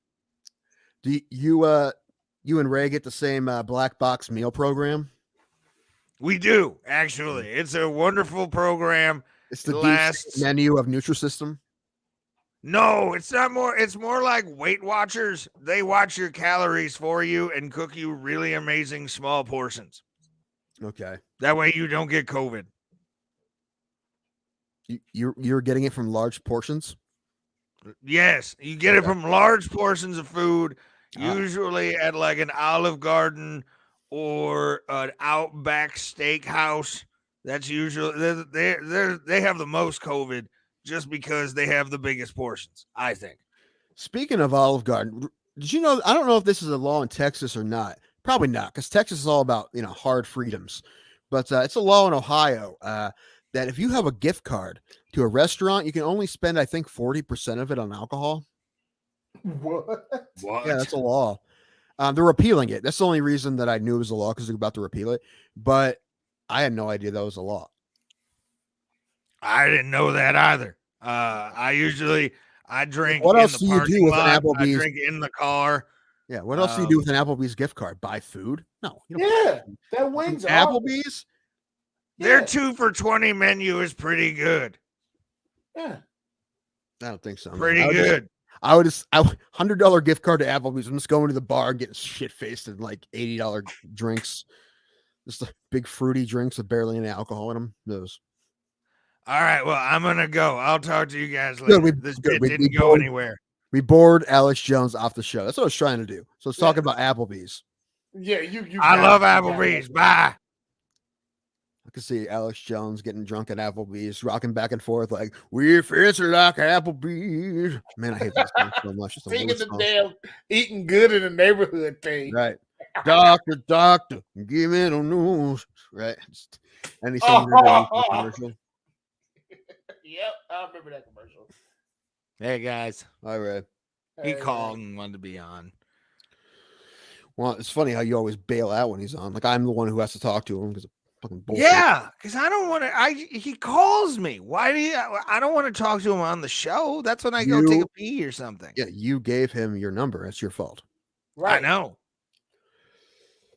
But anyway, I was talking to our friend Techno Allen yesterday about this idea I had of giving friends Applebee's gift cards as gag gifts, because I feel like you'd be like I'll use it, but I would never be super excited. Oh, I'm gonna get Applebee's today. I'm like I'd rather just no. What? I would be really. Yes. Yeah. Applebee's is garbage. Applebee's is what it is. Awesome. They're the only what it is, man. Yeah, they're the only people that make my wings like I like them. See, they make the steak is rubbery, but I like it. It's something about Applebee's. It's just like you can relax. It's what you're about to do. You're about to hurt yourself on the inside. I also used to work at one, so I have a little bit of PTSD. But I was actually about to ask, did you work I never liked the food. Oh, the food was the food's so good. I go there at least like twice a month. I haven't been in a minute, but their quesadilla burger's good. Haven't had that. Oh my god! I do remember the queso burger. I do remember that. They've had that a long time. Yeah, I mean, I used to get free meals in the kitchen, and so I ate there a lot. But it's not. I mean, you get a burger there. You ate it almost every day. You get a burger there, it's okay. It's not. Yeah. But it's okay. Which is worse, TGI Fridays or yours truly? Applebee's. Or, I mean, Applebee's. Yeah, I said TGI Fridays. It's the Moscato. Oh no, I thought you meant yours truly was the fuck up. Yeah. Which one's the fuck up? What are you talking about? Which one's worse, Applebee's or yours truly? I don't think he doesn't have yours truly's down in Tuscaloosa County. Oh yeah, I don't know. Oh, okay. Yeah, he's never been there because they don't exist down there. They're like 20 years behind everybody else. It's still like post-industrial America down there. Like people are making bricks down in Tuscaloosa County, or did they close that? Our football stadiums are made of brick. I know. They're nice though. It's nice. They are. They're from the Depression era. They our high school football stadiums are 80 years old down here. They're not just all aluminum like the new ones. They're fancy. They're all nice and brick. And anyway, we have a Shoney's. Yeah, you do. Shoney's. I never go to the showings. I always forget it's there. But there's two Bob Evans. There's a Bob Evans in Philly and one in Dover. Yes. And there's an Applebee's. And we have a BW3s now. So God, nice. no. Those are, yeah, you know what? The same thing. If I got a B-Dubs gift card, I'm just going to go there and drink craft beers. And I'd probably get wings. I love B-Dubs, man. It's nothing better than getting stoned and going to eat shitty wings. It's so much fun. No. Quaker Steak used to be, Quaker Steak and Lube used to be the shit. And then, like, their wing size went down, and then their sauces sucked. And you're like, come on, dude. Like, can we? And then last time I went to one, the service blew. I'm like, come on, man. Like, this place used to be, I would get drunk here. Okay, boomer. Service is bad. Doobie doo. Sad thing is, what is that from? Does anybody know? We've got some people that are putting some kind of language. I think we're getting hacked as this show is going on. Are we getting activated again? Oh, there we are. We are. There's been a couple of them. Okay. So we might be activating some cells in the comments. That's true. Must kill Condoleezza. Now what? What? Hey, a homeless man cost Opie and Anthony almost their jobs trying to go after saying I think it was fuck Condoleezza Rice, and they took it as like they wanted to rape her and stuff. Consensually, they're trying to say. Yes. Yeah. The consensual non-consent I hear so much about. Okay. So good. We're getting see, we only get spam. We should just quit. No. Quit. Mid-episode. All right, Tim quits. Take him off the stream. No, we all quit. No. Yes. I don't know about you, but I'm sticking with this dying horse. I like beating him to death. It's fun. You're gonna beat it to death. You know what I love? I love how one of our goals was to have more guests on, new guests. And we first episode, nobody. Way to go, guys. Way to go, guys. Fucked it up. You know what though? I forgot to say this last time. We need to we've had 20 people on, but they're all dudes. We need to get some women on this show, man. We just see, I mean, I know Ray's a misogynist, but yes. I'm not. So we need to get some women on the show. All right. We need to. I do have something planned. I don't know when I'm going to try and unleash this plan, and hopefully it does go according to plan. I don't like you have plans and not telling me because there's no way.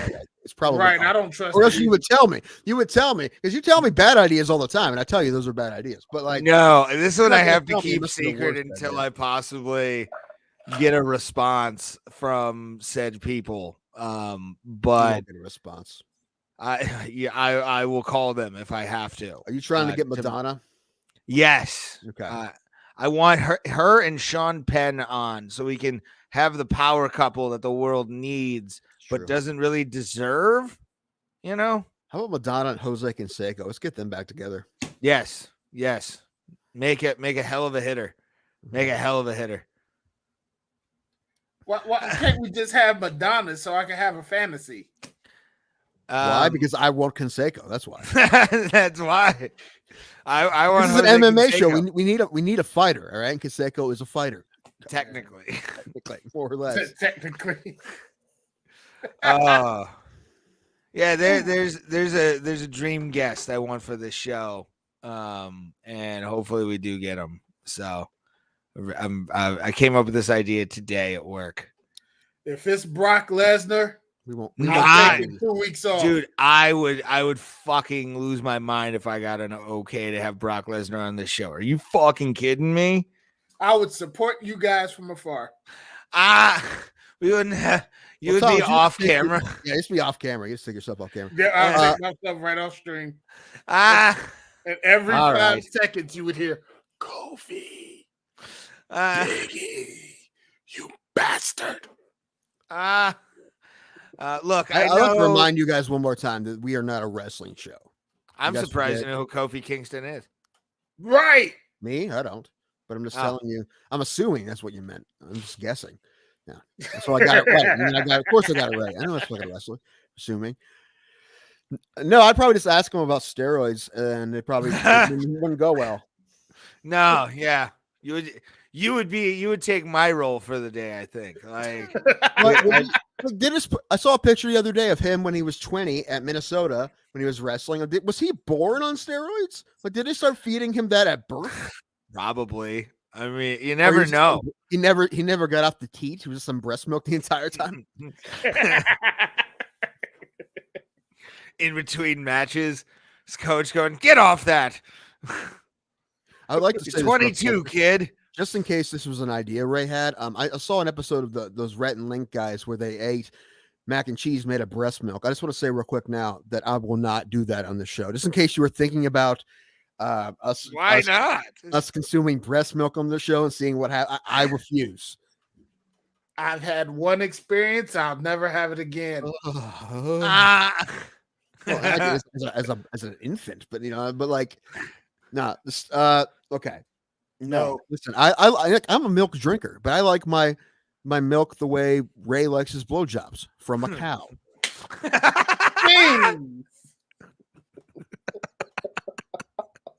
Oh man! Wow. If you ever roast me, that joke is mandatory. Just don't bring a date that day, all right? No, fuck it. They know from jump. I usually tell them like my type.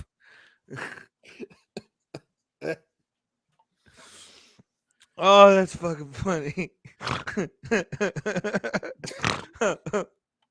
Damn it, that's fucking hilarious.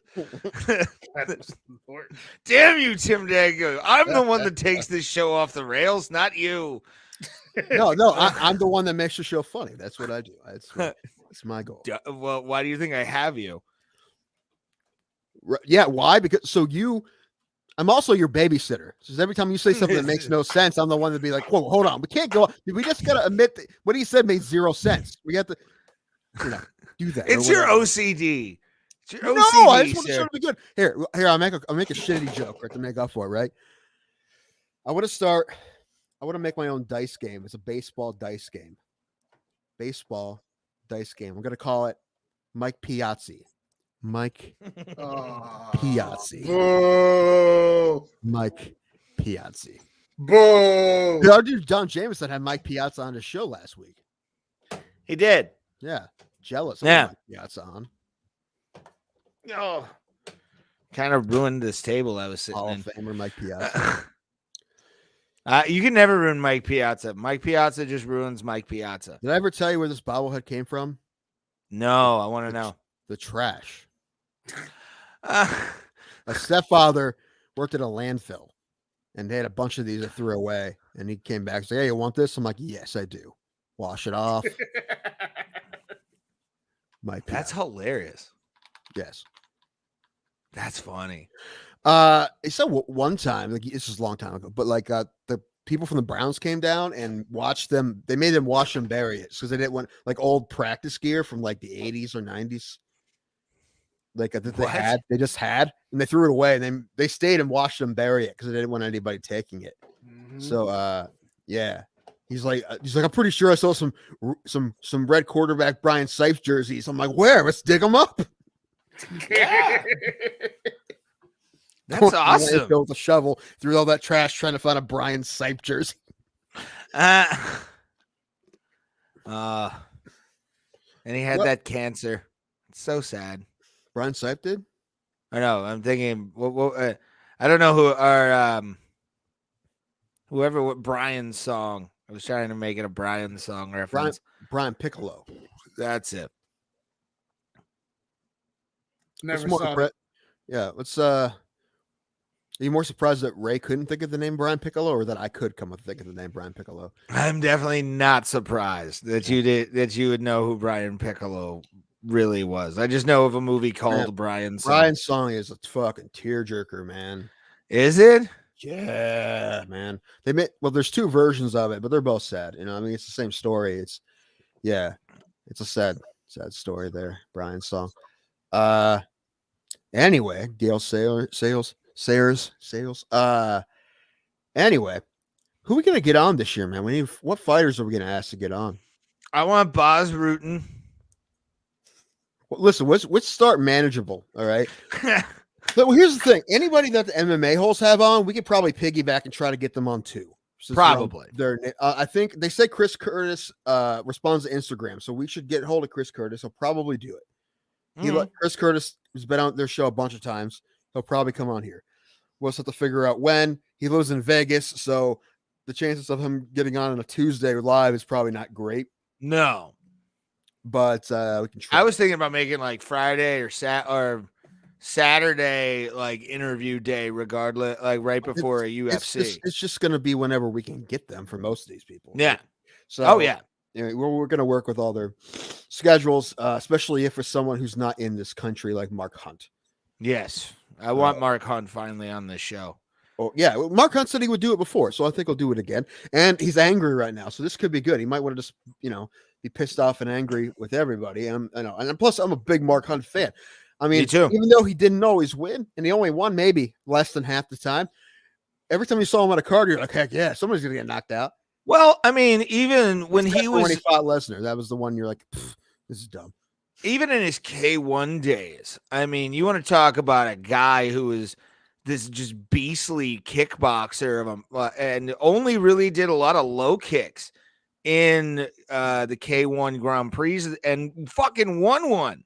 He won a fucking K1 Grand Prix. Nobody can ever take that away from him. One of the most prestigious kickboxing tournaments but they can ever. Take $400,000 away from him. I probably asked for money. Well, we'll start a GoFundMe for Mark Hunt. Yeah, I'd be down. I can't believe that's I didn't so read bullshit, the whole article, dude. but the fact, because what I know about the lawsuit is that he was suing the UFC because they fucked him up. They fucked with him. They knew Brock Lesnar was going to be on steroids.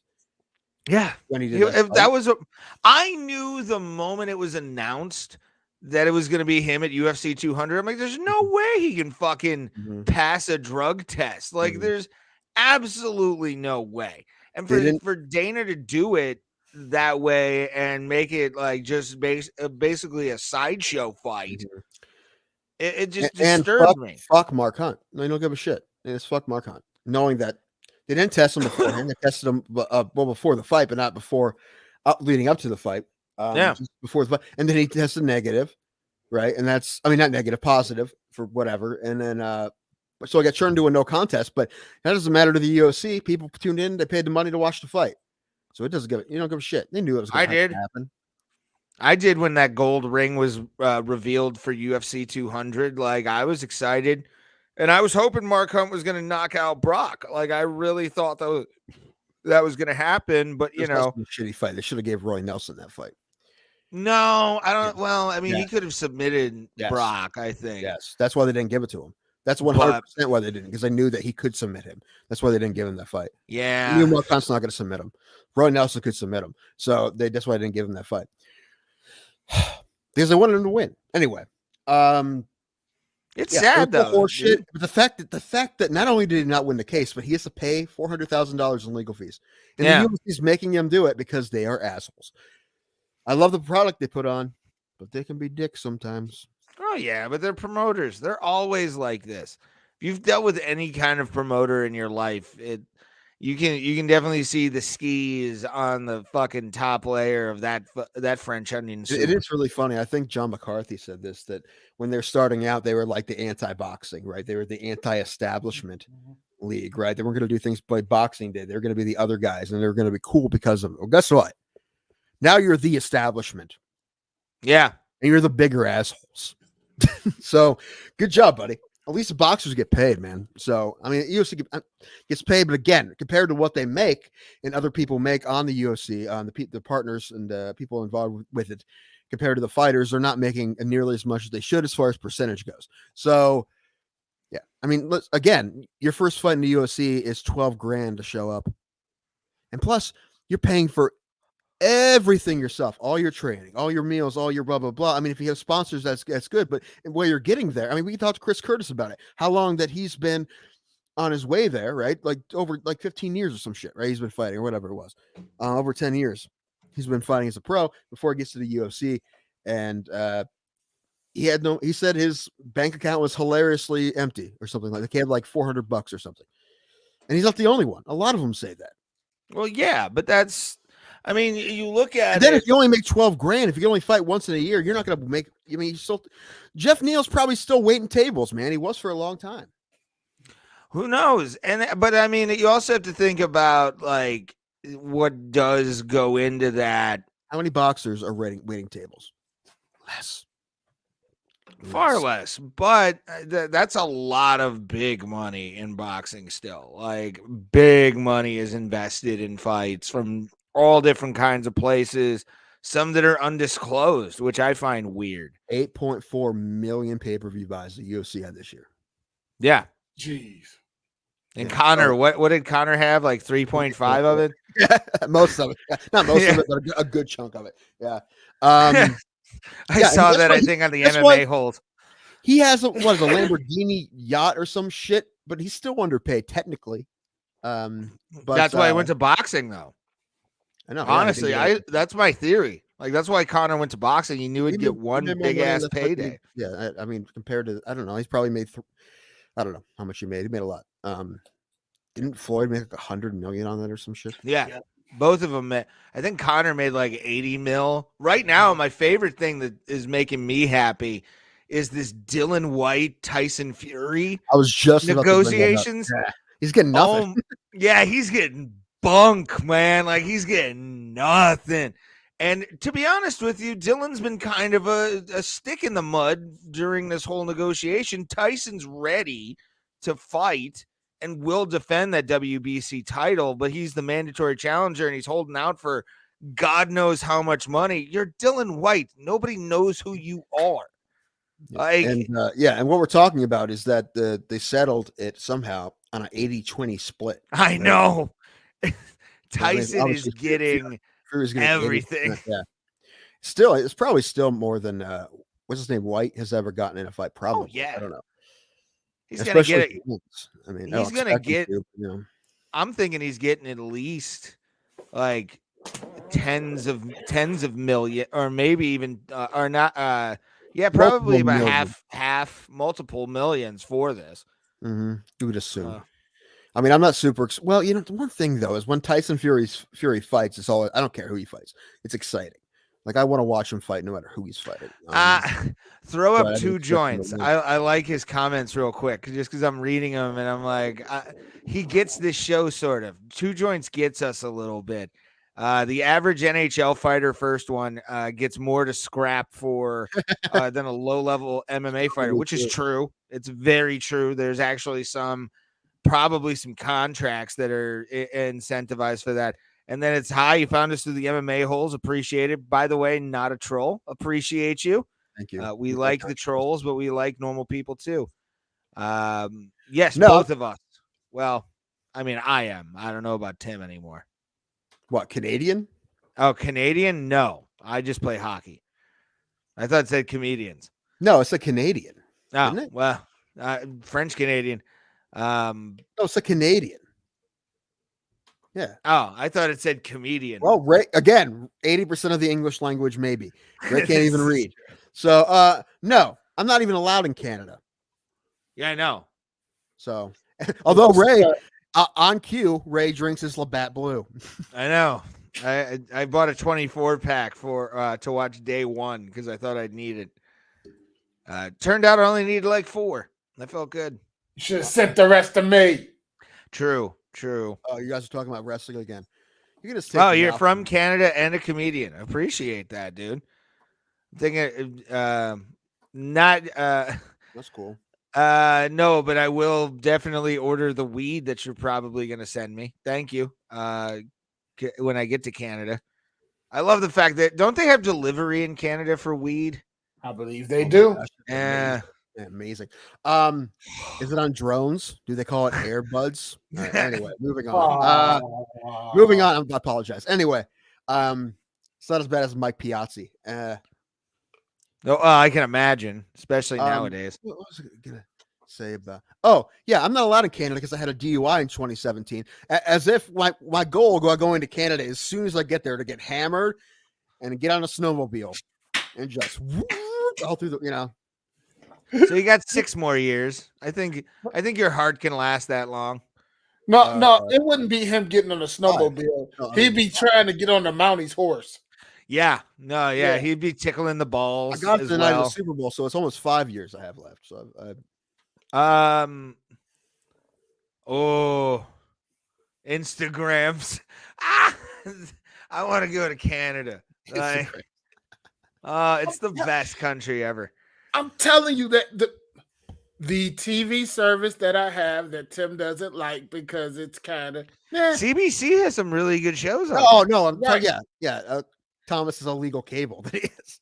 So most of the programming comes from Canada. So even their Burger Kings are awesome. Like they got this bacon burger sandwich that I really want, and I tried to order it here, and they're like, "Sir, we don't have that here." You know what? Americans always say a lot of nice things about Canada and Canadians. Yeah. Say one. Us Canadians say one nice thing about America. Fuck that shit, dude. You It have snowed 2 any feet. nice things to Fuck say about that. America? Probably not. Probably not. They're very good at gun. That is very true. That what Two Joints just said. That is fuck your NFL. Like fuck ESPN Plus first of all, or ESPN for making me buy ESPN Plus, but not allowing me to watch the goddamn you can get fucking normal Steelers Browns ESPN game. for $4 a month. No, man, you got to get regular cable for that shit. Duh. Fuck that. I pay part of the goddamn Disney bundle. I should get everything. Even the blackout How dare games. they try to make money off of their premium programming? How dare they? God No, damn it. you know what you get? You get Mountain Union football is what you get. I got all Kent the State games. women's basketball is what you get. Fuck you, Tom. Not that Fuck Harrison you. Poole back in the day.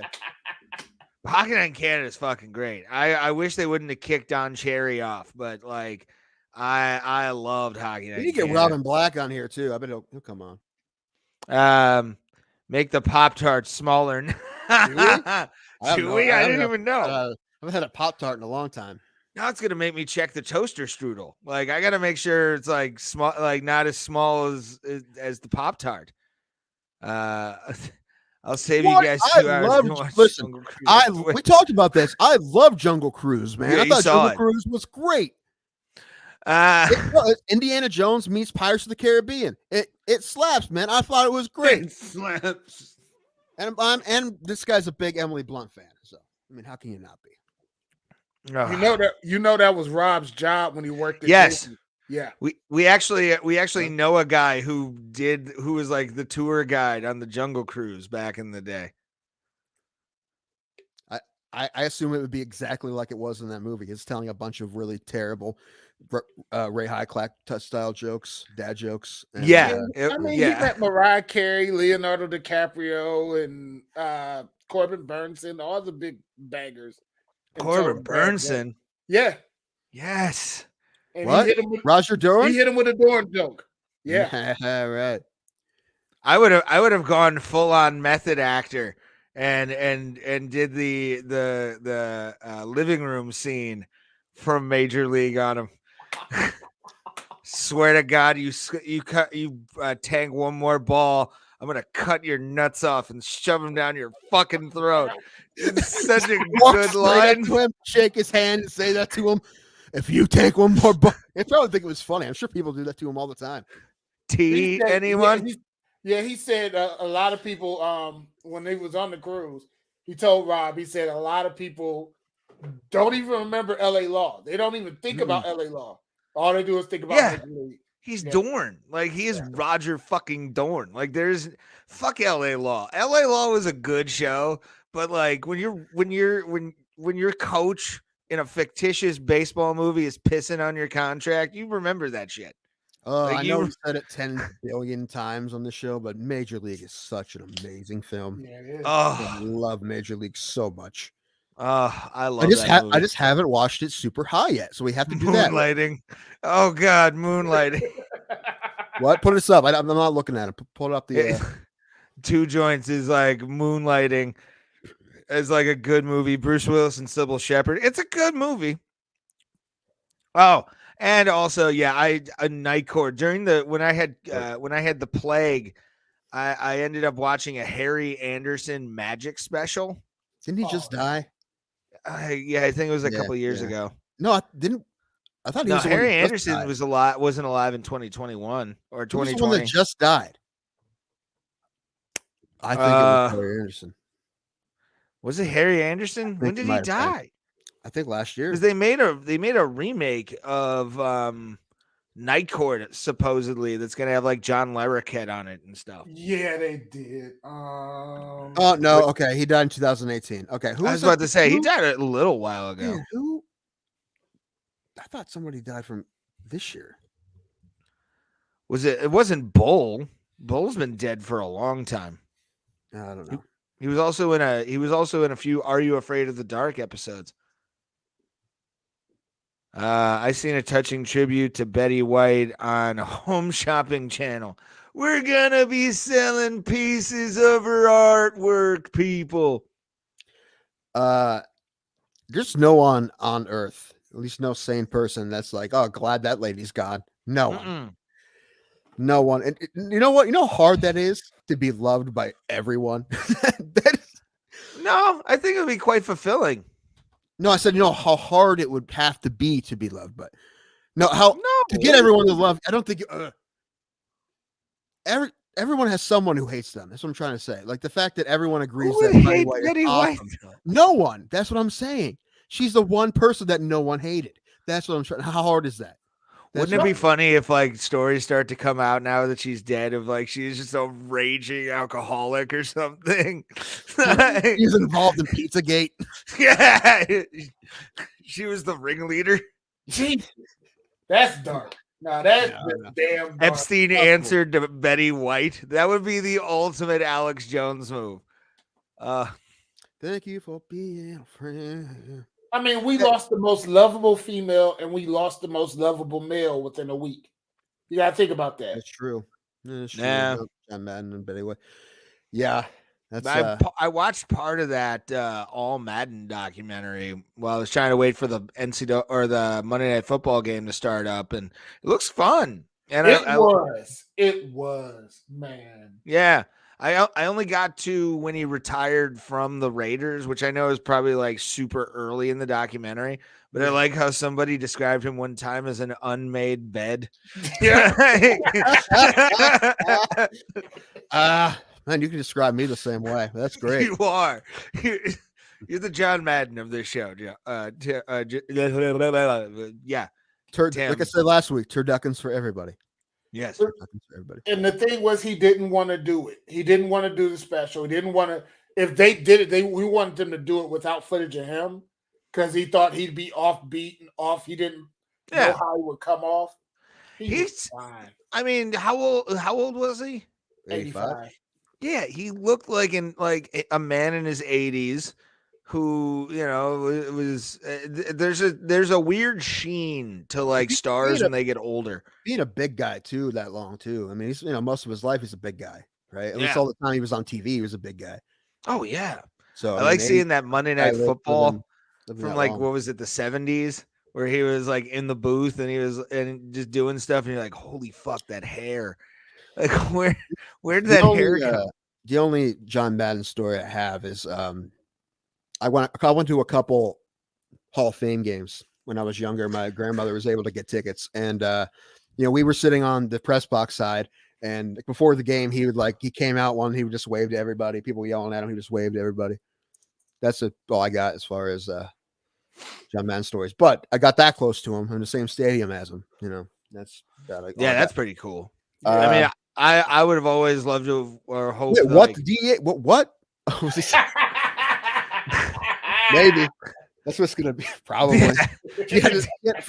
That's why she lives so long, man. She's been on crack the entire time.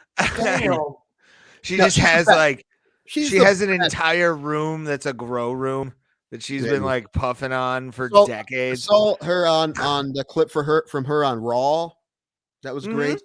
That's the one wrestling thing I'll mention.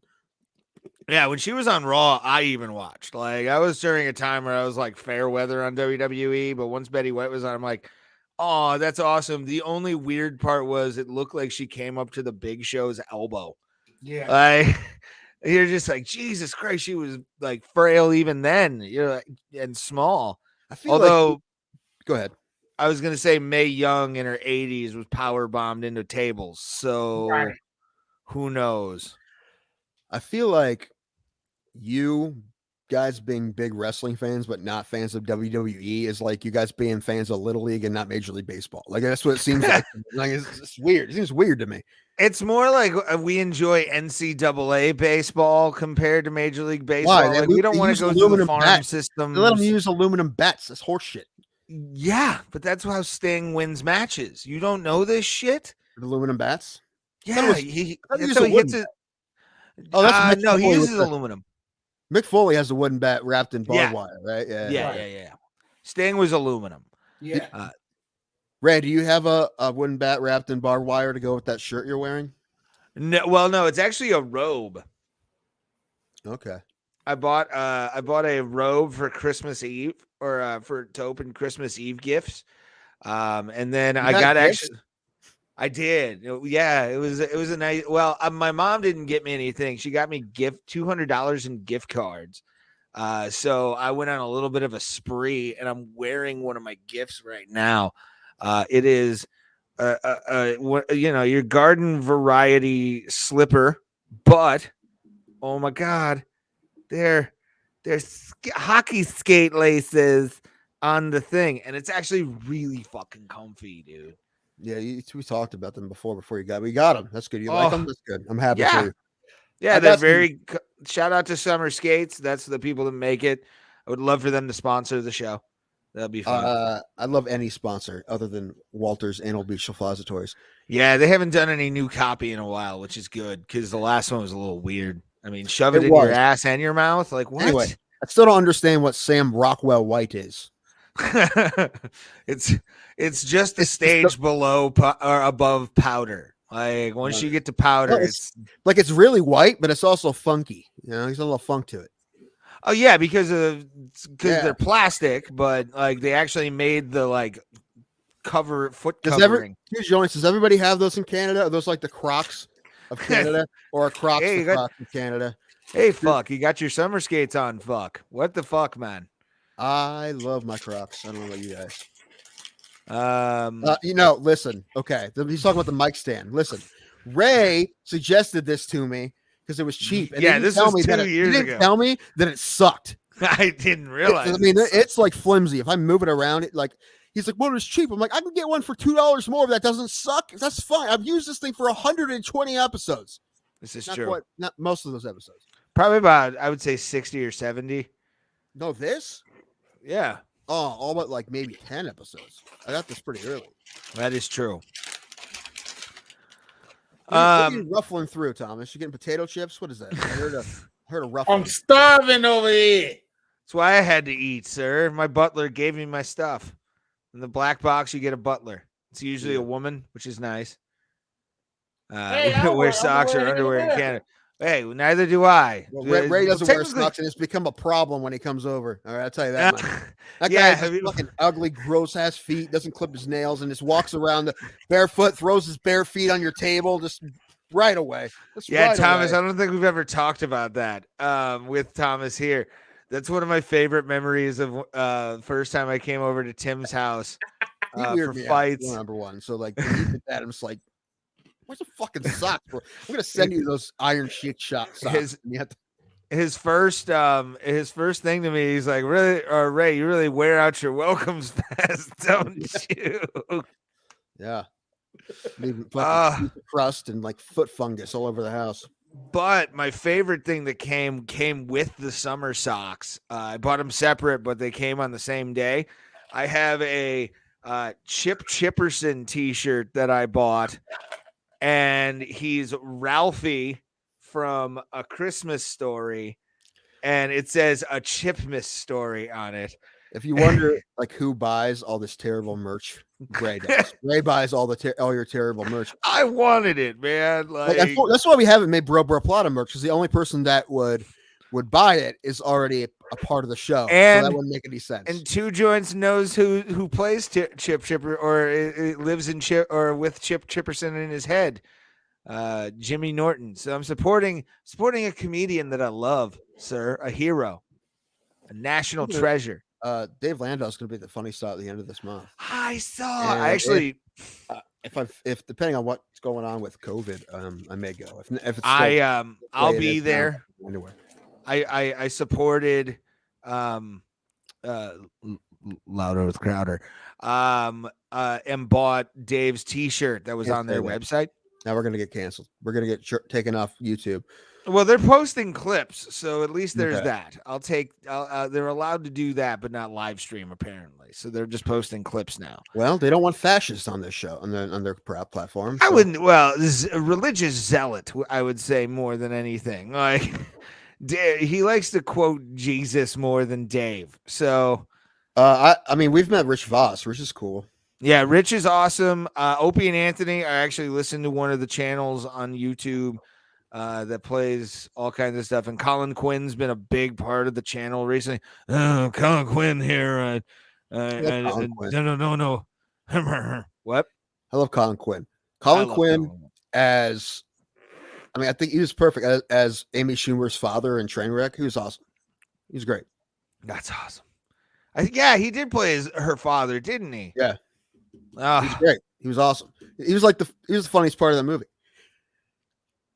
I loved when LeBron was good in that movie too. He was. LeBron's never good in anything. He was really. How many games in a row has he scored 30 points at 40 years old or however old he is?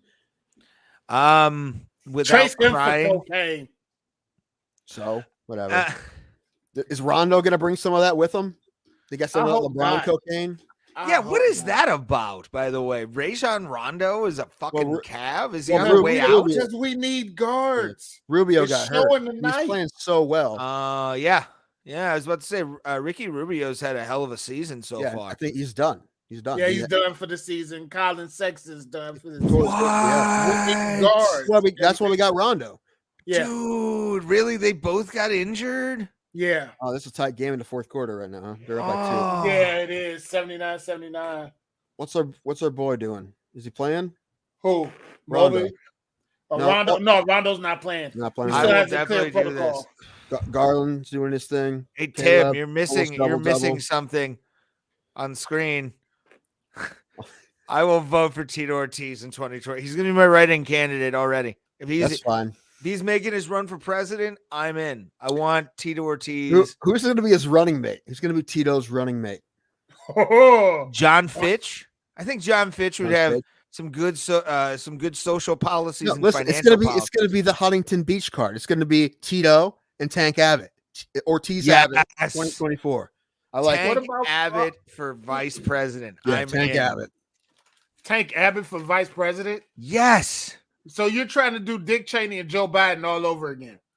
Well, no, it would be more Dick Cheney and George Bush all over That's what again. He meant, I think. Definitely though, how can I put this? There would be a lot of wars, a lot of missiles fired. Person who sent that. What is his what's his platform? What's President Ortiz's platform? I would hope spousal abuse would be a heavy topic with him. Listen, did 2 joints? Did Vancouver get rid of the NBA team, or did the NBA get rid of Vancouver? They had enough. You had one star, which listen, one of the best. Big country Bryant Reeves. He was the man, and he's living on his farm in Oklahoma now, just minding his own business. I used to see rats the size of vans in Vancouver. Maybe. I've heard that. Like, there's actually like an alley in Vancouver that's got it's like rats, and it's just filled with rats. Bryant Reeves sized rats. Like, I've heard they go up your pants and shit. That would be horrifying. Great. That would be, and I'm a pest control guy. The platform here of here we go. Getting rid of masks because they don't fit my giant head. Okay. Wow. All right. That's fine. As a big-headed man myself, I'm for that platform. You know what? the first surgical masks that I had my hands on when this first started always broke. I had a bunch of them break because my face is so fat. Yes, same here. But the ones I have now have been pretty good. They're better, and they're better quality than the original ones I've had. My masks I wear are mostly been stolen from hospitals. Nice. And that's awesome. I'll wear them about twice, and then I'll get a new one. See, I have the clean cloth masks that really don't do anything. They're just there. I wore that like in 2020 when you had to wear it all the time. Although I've been putting it on. I've been wearing my mask a lot lately. I had to go to Walmart on Christmas Eve. I tell you that. Holy shit, that sucked. Oh my god. It wasn't as bad as I thought it would be. It wasn't too bad, but I put the mask on hard. Thomas, look up if you could an article that Fox 8 did about the Eastlake Walmart. It says Eastlake Walmart. Just type in Eastlake Walmart clean, I believe is what it is. Shut down. Yeah, the Walmart that's like sort of so close. covered in COVID that they shut the place down. Well, the Eastlake Walmart is akin to, if anybody's ever seen, there's a fake documentary that was made about the Steel Yard Walmart. The Steel Yard Walmart. The Steel Yard Walmart multiple times on the show. Yeah, it's pretty. And I don't even live in Cleveland, and I know about it. I've been there. Eastlake, dude, the Steel Yard Walmart. Like I went in there once, and I'll never go in again. Like it was the worst, probably the second worst Walmart I've ever been in. The Eastlake Walmart, on the other hand, which is right by my house, is just dog shit. Like it is not good. But they're deep cleaning a Walmart and closing it temporarily. And what's it?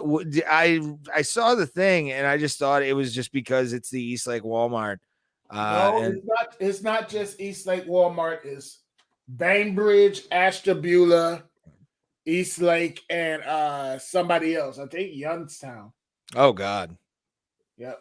Yeah, because like this Walmart is pretty like the Menor Walmart is pretty okay. It's still kind of hood, but like the Eastlake Walmart when it opened, because I've seen the what's the word I'm looking for, the evolution of that Walmart. Like it used to just be in the shopping center. It had its own little building, and then all of a sudden it took over a Kmart, like Cartman when he was part of the Trapper Keeper. Like it just glommed on, and there was a Walmart, like a mega Walmart, like right in my hometown. I'm like, what the fuck, dude? I liked when this Walmart was over where the I think it's a t-shirt printing company now. Yeah. Back That's what I'm talking. Yeah, that Walmart was actually bigger and nicer. Mm-hmm. This one is just, oh God. I almost said it and we would have got in trouble. It's the Kmart that it was supposed to be. No, it's very urban. Thomas, you're allowed to say it. Yeah. We're not. I'm not doing that because I'm not getting us banned out. You won't no, well, here's it's the thing. Very Negro Walmart. He said it, not me. Now, this is the thing. Very true. When it used to be open 24 hours, then it became very redneck Walmart.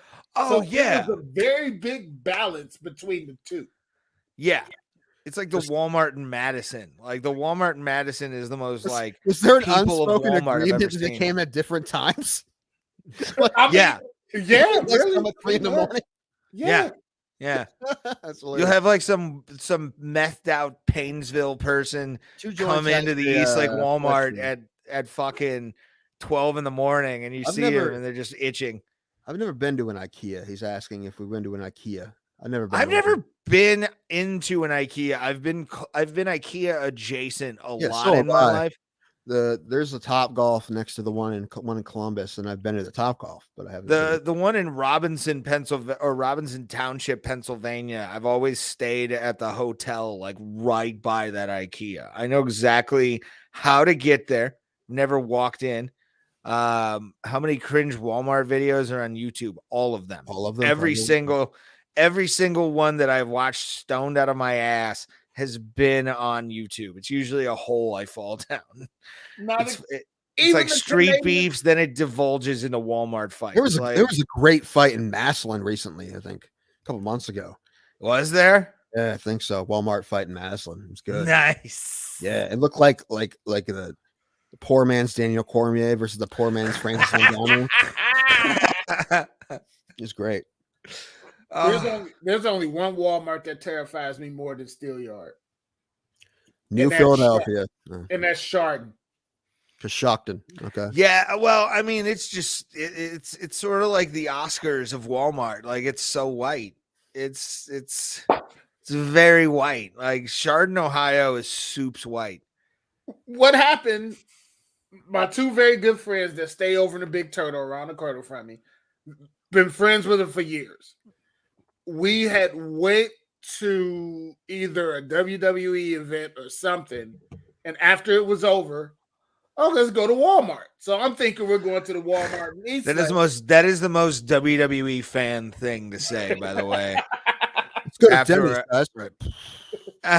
No, that's after an indie show. You go to Denny's or Waffle House, and the wrestlers will be there. So we go and we pass the Walmart. I said, man, do we pass it? No, we don't go to that Walmart. That Walmart's substandard. So we go out to Chardon, and as soon as I walked in, I felt every eye in the building hit me. And it was like, you know what? Massa said there's some places I don't belong. And this is definitely one of them. I'm going to go to the cars now because I don't want to get in there for the mistake. So what you're saying is you were the sheriff in Blazing Saddles putting the gun to your head. Do what he say. Do what he say. He's got a gun, everybody. It was the most uncomfortable visit I've ever had to a Walmart in my life. Oh, see that or the Garfield, like when I go to Garfield's Giant Eagle. Oh, geez. I feel a little out of place. Yeah. But except for the Get-Go. I love the Get-Go in fucking Garfield Heights. It's a fantastic Get-Go. It's sexy. I think my favorite Walmart I've ever been to was in Princeton, New Jersey, because that was such an eclectic area that like you saw everything and everyone in that Walmart. Like you saw like every ethnicity you can think of, they were shopping at that Walmart, every single one.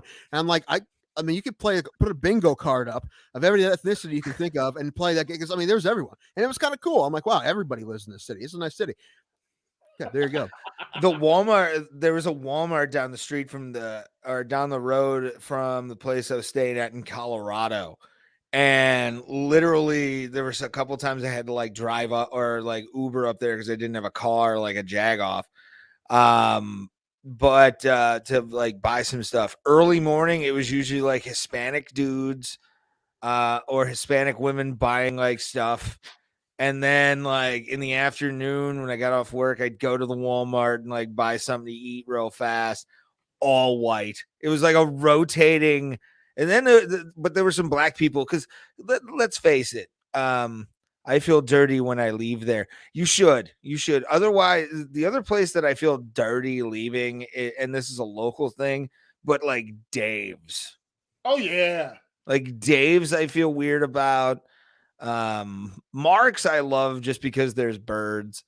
If anybody ever wants to come to Cleveland for anything, go to a Mark's, preferably on the west side of Cleveland, near the airport, because a lot of them still sell like parrots and fucking birds and shit, and you pass it and you're like, wow, that's fucking funny. But and then King Super, just because it's been in the news in the last couple of years in Colorado. Oh, okay. I'm about to say that Colorado shooting that happened, what was it, 2020? Yeah. It was at a King Super that I think I had been to before, like riding the rail system in Denver. I think I bought a Gatorade from that one. Love it. What? I'm reading news. What we got? What are you reading, Tim? You can't read. We know you can't. Really? Oh. Really? Because you're the one that thought Canadian was comedian. Okay, you're right. I'm the one that can't read in this show. Well, I mean, I have dyslexia, and I really didn't know how to read until last year. Manager, Priscilla Cachoria's to that UFC 269 eye gouge was unintentional. No, it wasn't. Bullshit. No, it wasn't. Bullshit. Dude. We're looking for her eye, found her eye, and he did it again. He did it twice. Unintentional. I think 3 times. Stop it. It's ridiculous. Still, like when I saw the replay, or when I saw her digging that second time, I'm like, what the fuck is this refereeing? That was stupid, dude. So dumb.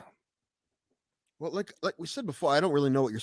I mean, she had the choke in. You can't stop the fight. No, you can't, because it's about to be over. But like, if like she releases the grip, then you should stop it. I would. Well, we don't know. I mean, he may have done that. He probably would have done that. I don't know. I'd hope. Absolutely would hope. Don't give the dude shit for something that he didn't happen. I mean, as long as it wasn't an oil change, we're perfectly fine. That who did the oil change? That's Shogun? Yeah, he did the oil check. Oil check. Yeah. Thomas, do you know what an oil check is? No, I want to know. Sometimes when you meet a freaky woman and she's showing you how she loves you, you'll feel pressure in an area you've never really expected her to go for. And bombs your uncle, a digit's getting put in you. My colonoscopy is next week. What? Colonoscopy is next week. We're going to be showing it live on the show. We're not going to do it live, but I want that video. I want that video so bad. I don't think that's how that works. If you ask. Do we really want to travel in the anals? Yes. Tim's anal. I will give commentary on Tim's. I'm waiting for results of this ultrasound. I had my everything ultrasound yesterday. Are you pregnant? Well, I was thinking about that. It's weird. Like when they ultrasound a woman for a baby, they'll show you on the screen. And this situation is like super secretive. They don't show you shit or say anything to you. And so no, because they're not doctors, so they can't really tell you anything. They're not, even though they've seen shit, but they're not allowed to tell you. So they just do it. It's all secretive, and you're just waiting for your doctor to call you. Oh, that person right there is like, because I guarantee the person that did mine has seen bad shit on people's scans before. Hopefully not mine, and just sitting there and have to play it cool when they see something that is not supposed to be there. I mean, I was able to see my ultrasound of my ball bag when I had a hernia surgery. I had a really cool technician then, because like this chick actually showed me like the lump, which I'm embarrassed already. I got a lump in my balls and I got a hot chick fucking looking at my third nut. Like that's not a good day at all. But no, fuck that. Try getting a damn heart cath and then you get a hot big booty Puerto Rican chick. Ooh. And you can't stand up for 45 minutes because the thing's got to heal and you got a hard on. Oh, God. And you got to pee. Like I said, the woman that did my ball ultrasound a few months ago was hot too, but like it's so painful that it wasn't a problem. Oh, I'm not saying that I wasn't like I wasn't uncomfortable. I had something growing on one of the tubes going to my balls. Like I wasn't gonna get a boner. But I'm just like, I don't want this broad to see my fucking junk this way. The thing is, you know it's happened before. I mean, they've done so many of those. It's happened. Oh, that's got to be awkward. It's got to be so weird. I mean, I'd be the one. I'd have to mention it. I'd be like, I'm so sorry. Yes. I'm so sorry. And they're probably thinking this is the fifth one I've seen today. What the hell? Yeah. Like, this is the least impressive of the 5 I've seen today.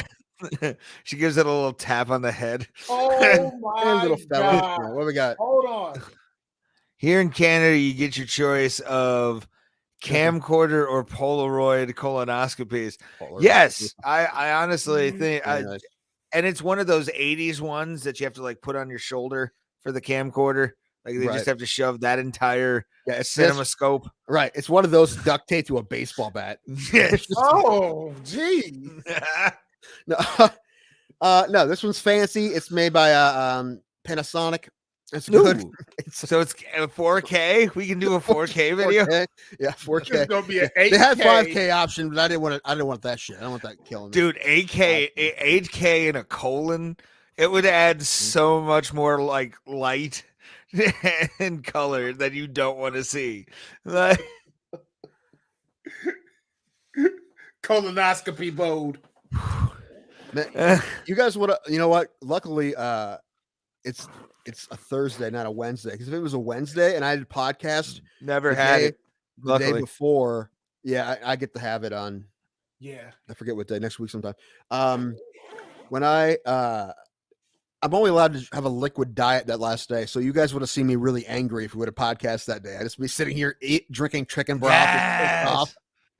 Let's do pre and post surgery podcast with Tim Danko. 3D is out of the question. Oh, well, I mean, as long as it's not going down your throat and in your hand, I'm okay with that. Okay. 3D. Seriously, I want to know, like, I know the doctor who's doing it, but I want to see his other work. You know, what else is he directing? You know, if it's not something else, is it going to go like Kevin Smith on Clerks and go black and white, or is he? I don't know. Like what? You know what? I mean, if he wants to throw in like a Wizard of Oz sepia tone, maybe. I wouldn't be mad. I'm always a fan of that. Definitely. I think in a Omega filter right before they put me under, I'd be like, "What other films have you worked on?" Yes, damn. What is your IDMB of colonoscopy? So I mean, ask him, "Are you pretty good with that camera?" And he'll say something. I'm like, "Oh, what other films have you made?" Oh, you were on Colonoscopy Disasters 4. No, we need to stop this. We need to cut this out of me, please. A lot of successful colonoscopies, but I also said you did Sharknado 6. Come on, man. Come on. You had to deal with James Vanderbeek when he really didn't care anymore. Yeah. Really... Yeah, that's true. Right. That's true. You have the right to know who's going to be getting a view of your view. That is true. Snaking it through, and it's like, you know, some like that's the name of Tim's colonoscopy movie. Snaking it through. Snaking it through. Snaking it through my ass. I was gonna call it Minding the Gap. Sideways because you're on your stomach. I had to do a lot of rolling for my test yesterday. I was on my back, on my sides. Had to do a lot of breath holding too. You know, oh God, yeah. And plus, I get super nervous in the hospital, so my legs are shaking and shit because of anxiety, and I'm already having a hard time breathing because of a mask on, and I'm in a hospital, and it's a whole thing. I'm not on my blood pressure is always high when I go to a doctor. Always. Yeah, mine was too, and they eventually just put me on shit. I think, man, my last blood pressure was like 130/78 or something because I've been on this shit. Yeah, no, it's working. So, yeah, it was pretty good. Yeah, got to figure out what's wrong with me. If not that, I think the colonoscopy, and then I just made an appointment with the cardiologist. So, if not, we're going heart after that. So, and then after that, we're going brain. So, if they say heart cath, call Thomas. Yeah, just be. Yeah.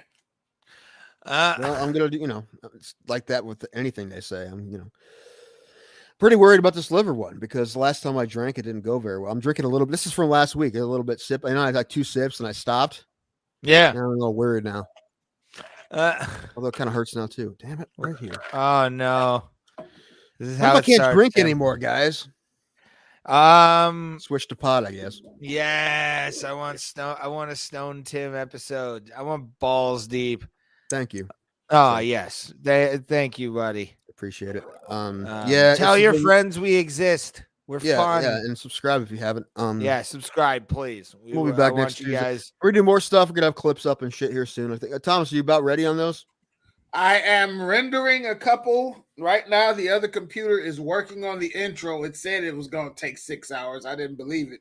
It's still going.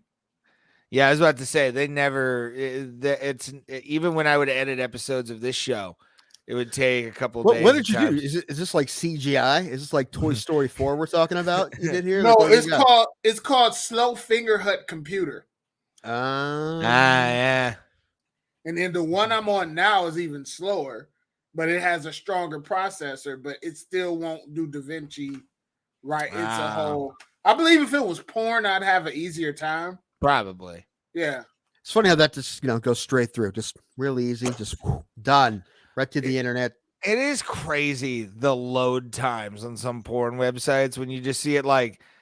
There are times where a YouTube video I'm trying to watch, I could not watch that in the country, but for some reason, Pornhub with one bar comes through clear as day. How is that possible?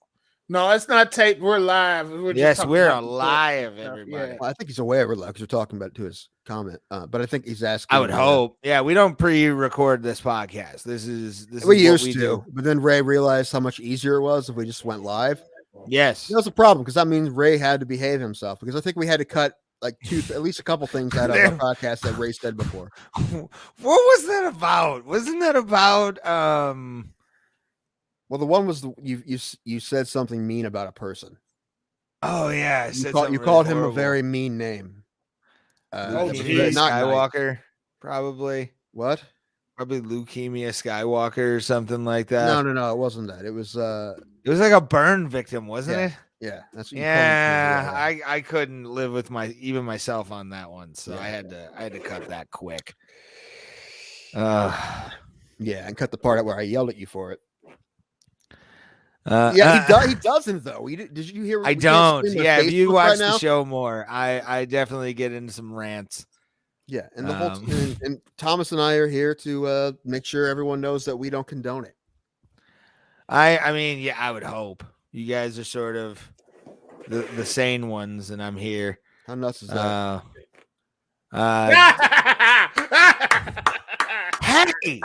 Hey, you stay away from my boy. All right, I love agree. Chad Kroger. I love Chad Kroger. He is the shit. He created one of the greatest songs of all time, Hero, for the Spider-Man movie. Do you want a more classic song in rock history? Are you sure him and Josie Scott? Sure, Josie Scott didn't write that Saliva. Song? What? Sure, Josie Scott didn't write that song. No, I guarantee you, dude, it sounds like a Chad Kroger song, like saving the world. You really? Because that sounds like Rest in Pieces, man. It's like, I mean, who knows? But it's so good. I love Nickelback. I'm one of those people. I also love 3 Days Grace. Speaking of Canadian bands, Blackstone Cherry and Shaman's Harvest are touring together, but the headliner is Theory of a Dead Man for some reason. Ooh, what? Are they coming to Cleveland? No, they're coming to Cincinnati. I'm not going to go. Is it a weekend? I don't know. If it's not a weekend, I can't. I've seen Theory of a Dead Man and Blackstone before. They're great. This is, you know what? I'm going to say this. He he got a dream pussy for me. That was like, when I saw them together, I'm like, hey, she can still get it. She looks exactly the same. Yeah, she's hot, dude. Avril Lavigne. I like her new jam. Her new jam's good. Haven't heard it. Yeah, it's like old Avril Lavigne. It's pretty good. See, I was always a big Shania Twain fan growing up. So, and she's basically Miss Canada. So, yeah, no, you know what, man? She bangers. Talk about bangers. Oh, Shania Twain, especially on her chest. They were fantastic. Hey there, but Toad is classic. Toad the West Sprocket. I thought they were from New York. I don't know who he's talking about. Theory of a Dead Man. Theory of a Dead Man. Yeah. Okay, sorry. Theory of a Dead Man is awesome. I will say that. You know what? Theory of a Dead Man. They sell out so aggressively that they almost respect it. Like their new stuff, they're like, whatever's on the radio, let's just do that. Let's do that. But they have some really great songs. Their first single, I think, was "Nothing Can Come Between Us." This is my favorite Theory of a Dead Man song, I think. Shania. Yeah. She is one of the best. I watched when she played the Grey Cup a couple years ago. It was like snowing. It was downpour snow, and she's in like 85 layers singing. Well, I mean, she had Renee for many. Hold on, put that comment back up because I do have a comment on that. She dated Renee for so many fucking years. You know, it's time to. She went into cougar territory after he died. I don't blame her. Hell yeah. Plus, also, I almost paid for her in Vegas. I came literally this close to paying for Celine Dion tickets in Vegas. All Coming Back to Me. You know that song? Yeah. Song? You know who wrote that song? Jim Steinman. Jim motherfucking Steinman. Yes, I know that. It screams his type. Like anytime I hear it, like that guy I know it's a Jim Steinman. Wrote epics. That's like what else. I didn't realize he wrote the music for Streets of Fire, but I was watching it. I'm like, that has to be a Jim Steinman song. And it was. You know, you can just tell it's Jim Steinman song. You just tell. I mean, nowadays not anymore. I like to think that's what I want to get Rory Dodd on. So I want to see if there's any like hidden Jim Steinman gems somewhere. Just saying. I'd be down. I don't know if anyone's figured this out, but I'm a big Jim Steinman fan, and we lost him last year. Huge. We had a Jim Steinman tribute episode, for fuck's sake. Mm-hmm. He's the guy who wrote them. He wrote Total Eclipse of the Heart and all the songs for Meatloaf. She owns the Titanic soundtrack with her 15-minute song. Yes, I will say this. There's one time I've ever really cried, and it was at pretty good too. Pieces. It was at the Bellagio. I went to the fountains at the Bellagio in Vegas. And the final song of the night was Celine Dion, My Heart Will Go On. And I was like, this is fucking beautiful. It's so good. Like, I actually cried. The girl that I was with probably thought I was a bitch, but I don't care because the fountains were beautiful.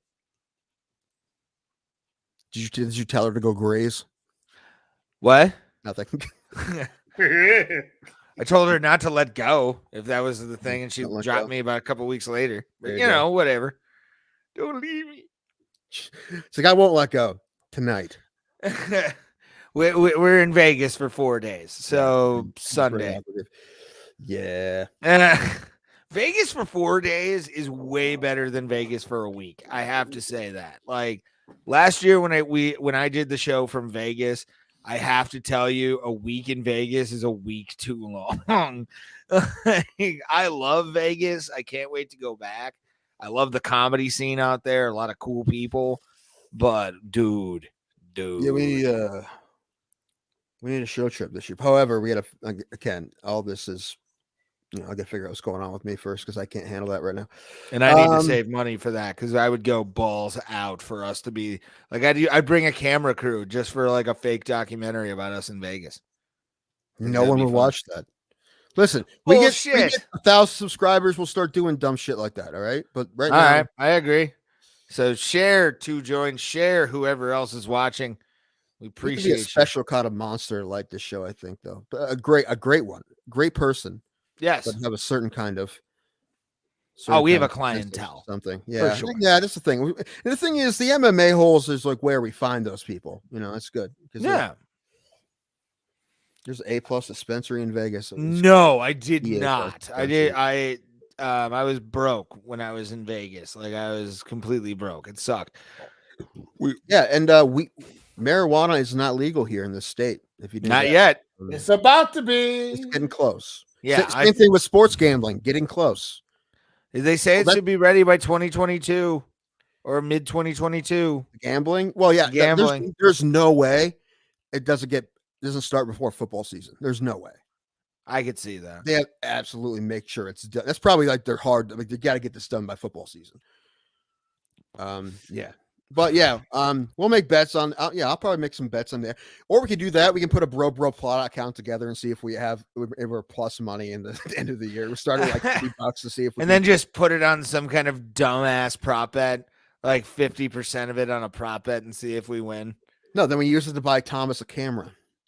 Well, I mean, honestly, I think it should be going into buying a studio if we hit big. We won't. Well, if we hit big, we're not going to hit big. So. Should at least at the end of the year on the last fight night put some kind of like Rodolfo Vera getting submitted by Flavio Hernandez. Yeah, like that.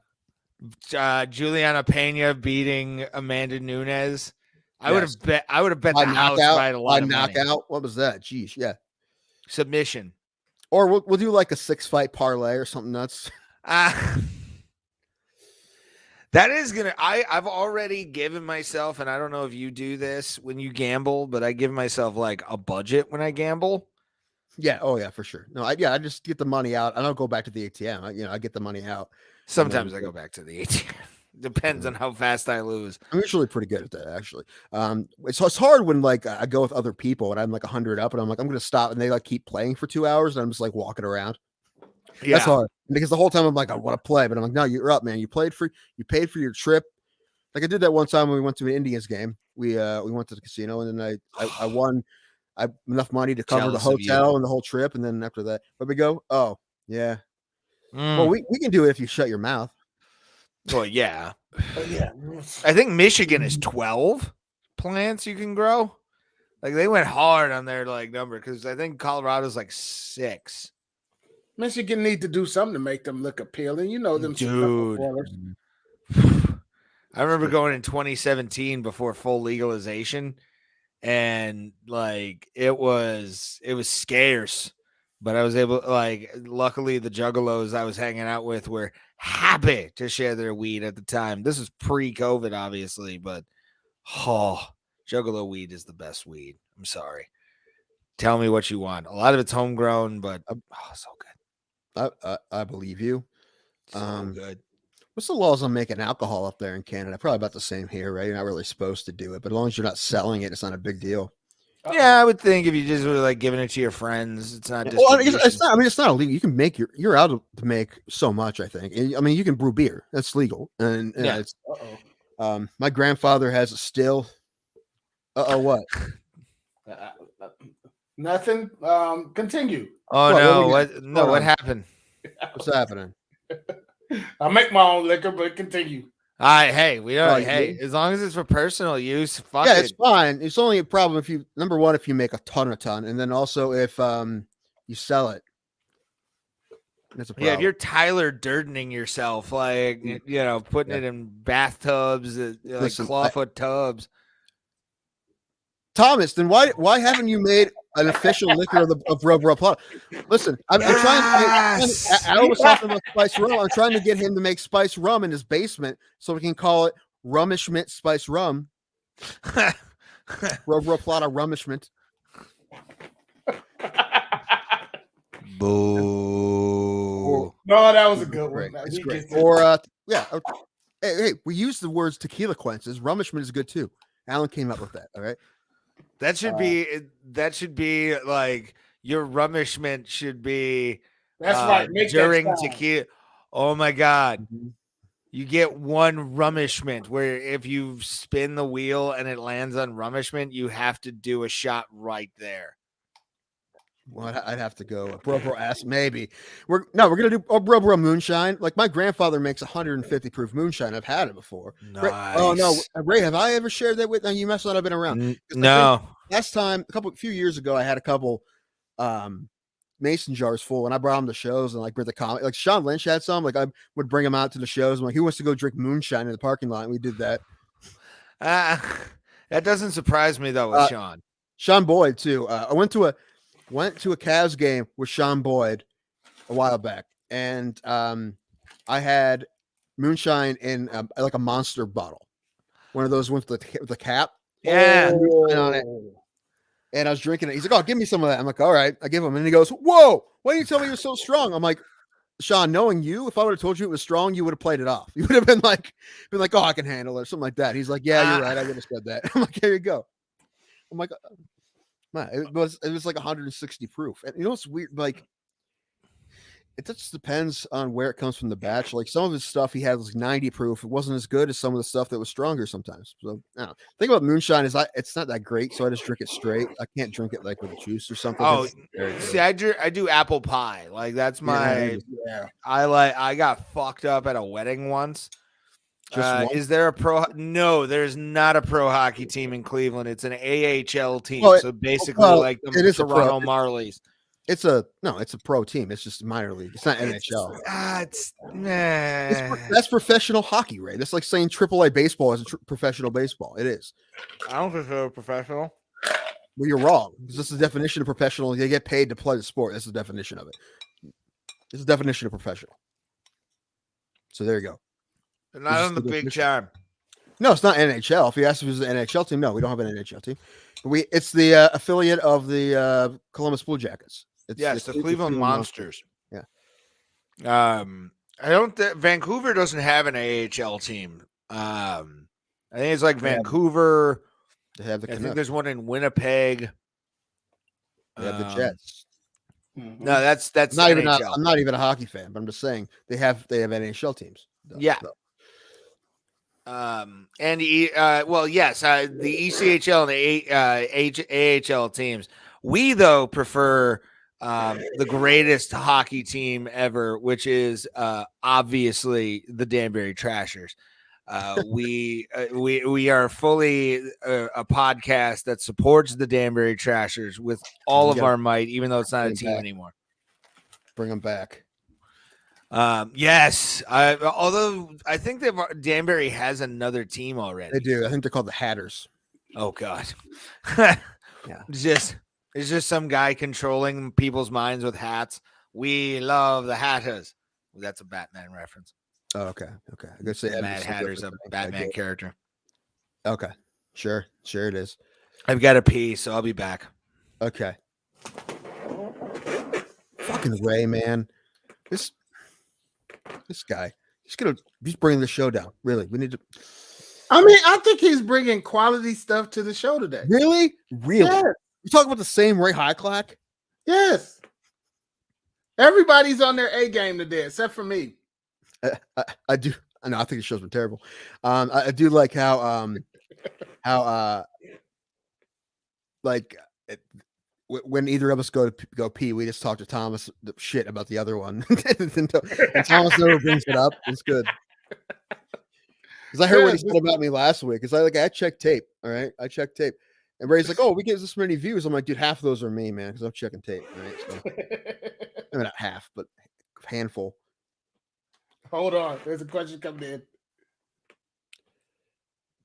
Well, it's IBS. It wouldn't be P. But I don't know. I have two joints. I have C. diff.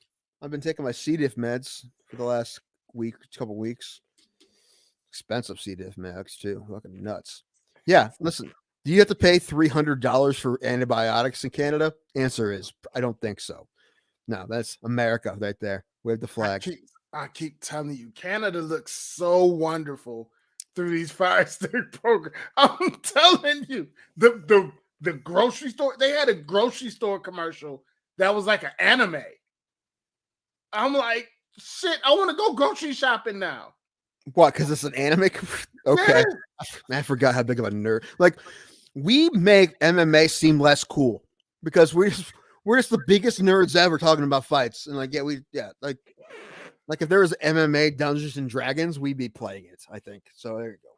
I mean, we need to make that the MMA Quest game. You make a character. He's a grappler from Arkansas. Come on, you ain't gonna tell. Right. Oh, you'd pay for your own meds. You're not gonna tell me that Oliveira is not an anime nerd. That's good. What? You're not gonna tell me that Oliveira is not an anime nerd. I don't know. I barely know. I don't know anything about anime except for I know what it's a cartoon. That's all I know, and it's a certain style of cartoon. That's all I know. No, I'm saying Oliveira looks like an MMA anime nerd. Okay. Do you have any evidence of this? Do you have any reason to say this? The glasses, dude. Like when he's got his glasses on, he's totally nerd out. Whatever. He's watching. Roxanne Modafferi dresses like she'll dress like anime characters for conventions and stuff. We'll have her on talk about nerd shit with you guys. Anime grocery store. What up in Canada? They're not down here. Yeah, we don't got anything cool like that. We got Giant Eagle and the Steel Yards Commons Walmart. Yeah. Aldi's. They have Aldi up there? Aldi's a shit. Oh, yeah. Do y'all got Aldi's? They definitely have them in Germany. Actually, started in Germany because I remember going to Germany and like just saying, "Hey, fuck Aldi." All right, cool. And all right. Basically, home. It's Burger King and Aldi. Good. I wouldn't know what to do with myself if I saw Aldi's in Germany. I go all the way across the world and Aldi's follow me. Yeah, but thing is, it started there. It's a German company, I believe. What if we went to what if we got a good show trip Let's do Go it. to London. Iceland. Okay. Or go to Iceland. I don't Go care. to Iceland and Anywhere. anywhere. I got to leave the country again, man. I haven't left the country since I was like 18, so I got to do it. The closest I came to leaving the country is going to Canada, and I want to go to Germany bad. I want to go to Germany so damn bad. Been to Germany, Frankfurt, and then most of the time I spent there was in Austria, but we were in Austria is cool. Austria is gorgeous. It's just a really pretty place. Yeah, I got to get over there. Salzburg. I think I talked about like Salzburg is like a postcard. That place just looks like a postcard town. It's gorgeous. Yes, they do. Yes, they do. Maybe. What did I have there? What's it called? I forget. Never mind. But no, I want to go Switzerland too. Switzerland, Finland. I was in Switzerland by accident. How did that happen? Our bus broke down, and like the closest place for us to go was Switzerland. Like it's weird because like we weren't planning on going over the border to Switzerland, but we did because the bus broke down. It's weird. I don't know. So we were just in Switzerland, just at like a truck stop or like a gas station for like 4 hours, drinking blood orange Fanta. Oh, that sounds good. Really? No, it's gross. If you like blood orange, I guess, but that's nice. I like it. Yeah, there's so many things that I don't know. It's like I wish I would have traveled when I was younger. I just didn't get a chance. But I definitely want to get out the country. I definitely got to get out the country. You can't handle a 9-hour flight from Detroit to Frankfurt. The Detroit part scares me. That was the scariest part of it. It's going to Detroit. Detroit, you know what? I'm going to say this. Compared to like an East Cleveland, it's not that bad. I'm going to tell you. Like, I was in like the hood of Detroit. Like close to... hey, I don't have a flip phone, sir. I can't afford one. I have one of those Walmart phones that only you can text on. Like, that's all I have. So how do you feel now? Ray doesn't know what a bidet is. That's a lie. You know what really weird, like, wigs me out is those toilets that'll open automatically and like spray into the bowl. Have you guys ever seen those? Mm-hmm. No. Like, it literally has a sensor before you get in and it spritzes. Every time, like, this was early in my career, I like doing pest control, they would scare the fuck out of me because I had no idea what they were. I was almost like a caveman, like looking at fire, like, what is that? Scare the hell out of me. But no, yeah, but days are fun, especially at night. You know, alone, nothing to do. No two joints. Do they have Applebee's in Canada? I'm sure they do. And how gross is Applebee's? Because I was talking about how gross it is. These guys are all about it for some I'm weird all reason. about Applebee's. I bet you since our Applebee's is like here, their Canadian Applebee's is like here because they probably serve some sort of big time bacon burger that'll give you fucking shit.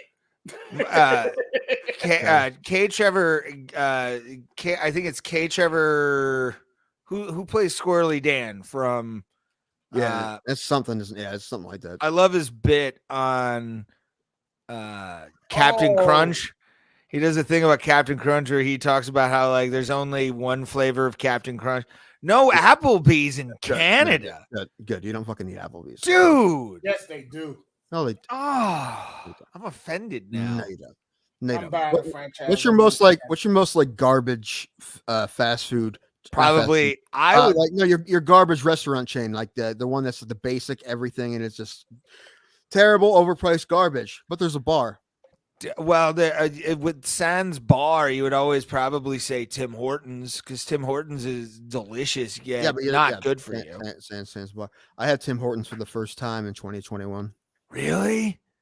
There's not one by me. Well, no, yeah, obviously. So I was in dude. Columbus. Anytime I go west of Columbus or in Columbus, the first thing I'm doing is getting Tim Hortons every single goddamn time. Like, I love Tim Hortons. Well, we have 7-Elevens up here or down here too, sir. Like 7-Elevens, and some of them are actually pretty nice. I was talking about like sit-in restaurants though, like you're yeah. What's like a like, shitty sit-in restaurant in Canada? Like a chain. Applebee's here is it's not. See, I would put Applebee's above Fridays. Yeah, I don't really like either of them, man. I like Fridays. Fridays pretty good. Fridays is okay, but no.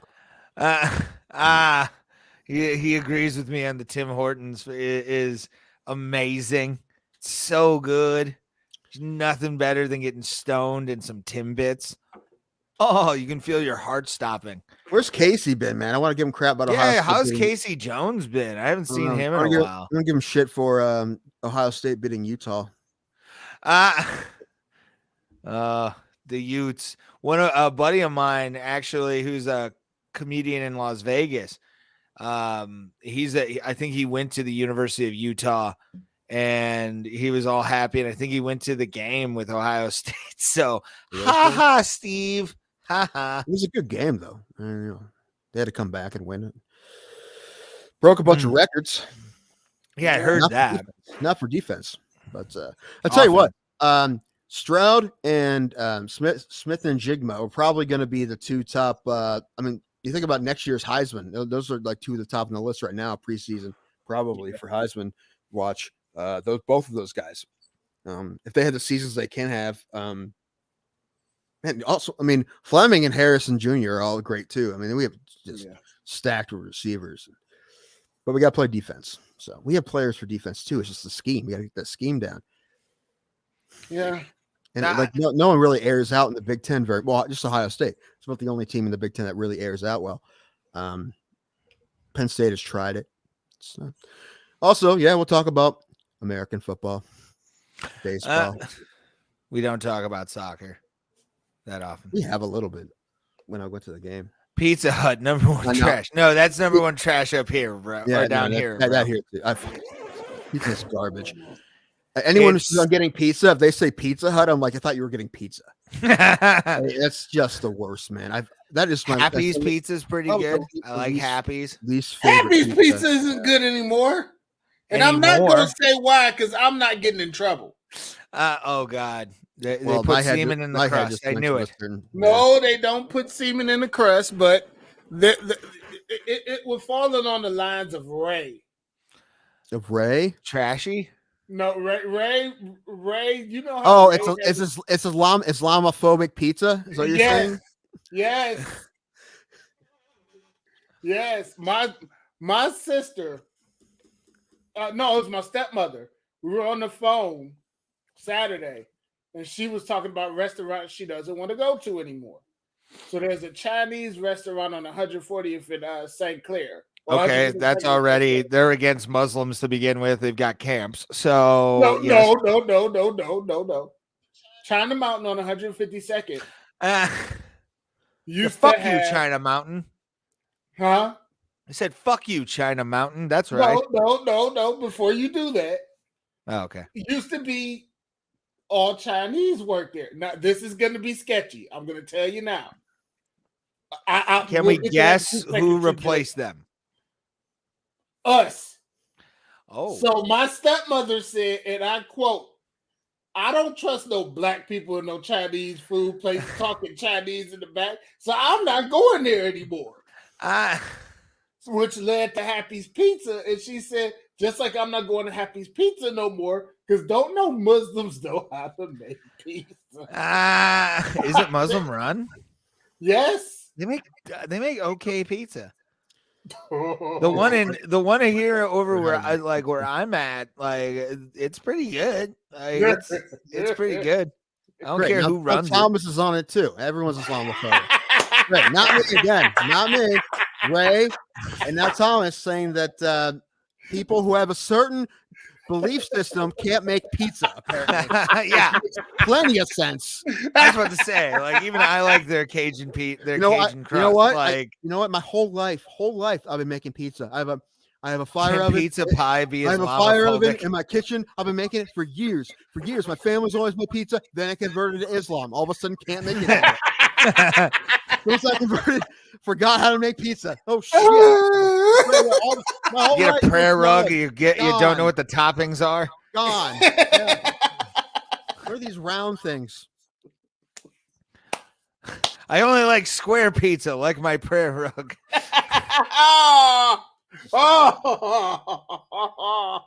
I don't see. I didn't do that. See, here's the thing. When I go into people's homes and stuff, and they have like prayer rugs and stuff, I'll step around the prayer rug because I'm like, I don't really want to piss these people off. Who knows? You end up on your knees in a jihad, and you're like, no, this can't be. I just wanted to spray for bugs. Oh God. I feel like we need. I'm changing the subject. I feel like we need a Mount Rushmore of our ultimate heroes. Just we'll have someone draw it as a Mount Rushmore that we pray to, or whatever you guess, or we worship, or somehow every show. Like it. I think at least 2 of them should be fighters because we're Pat Miletich is one of them. Maybe I was gonna go Tank Abbott and Butterbean. Okay, I'm down with that. Also John Daly needs to be on there as the non-fighters. John Daly. Yeah, I probably. Can we talk about John Daly for a minute? Always, always, whenever you want. Overcomes cancer. Is it rude to wipe your boots off on prayer rugs? I would say yes. Actually, yeah. I'm gonna say that. Yeah. Did he smoke cigarettes did he smoke the cigarettes until he killed the cancer? Did he kill it with tobacco? Probably, actually. He killed it with Diet Coke from McDonald's, which he is right. The best Diet Coke is at McDonald's. As someone who drinks Two Joints just came up with a guy that I'll back for one of our fighters on Mount Rushmore. Don Fry. Don Fry is definitely in the running. Definitely. I will say this: our Mount Rushmore can't be 4 white guys. It just can't. No. Well, I mean, I was gonna say like Anderson Silva, Rashad Evans. Derek Lewis. If we got Derek Lewis has to be on our Mount Rushmore. So we've got Don Fry so far, but Derek Lewis is the already put there.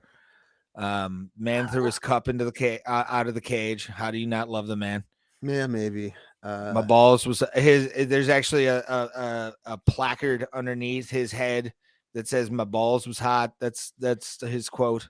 Sure. So we got John Fry and Derek Lewis and John Daly. We have to have another non-fighter because we can't just have 2, one knife. So I don't know. We'll think about it. Yeah, we'll definitely think about that last one because I've got ideas. Gallagher. Yeah. Clemiger. Clemiger goes on that. Dan Bobich.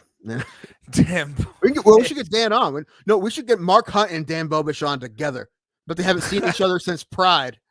That was a great fight. Have you seen that fight? It was, yeah. Bobich I saw it on Fight Pass. He had him, and then Mark Hunt does what he does and just took a bunch of shots to the face and gets up and knocks him out. Great fight. Yeah, a great fight. Oh, I don't think they'll go for this one, but I'll post it. Okay.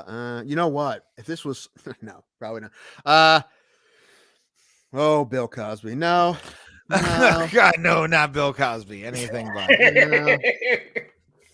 Carlos Mencia. No. I'm putting my foot down on something. It's going to be Carlos Mencia, which is pure shit. I do not like that man at all. No, you're out of here. Who? John Mulaney. We're gonna do if we were gonna do our Mount Rushmore drug addicts, he'd be up there maybe. But hey!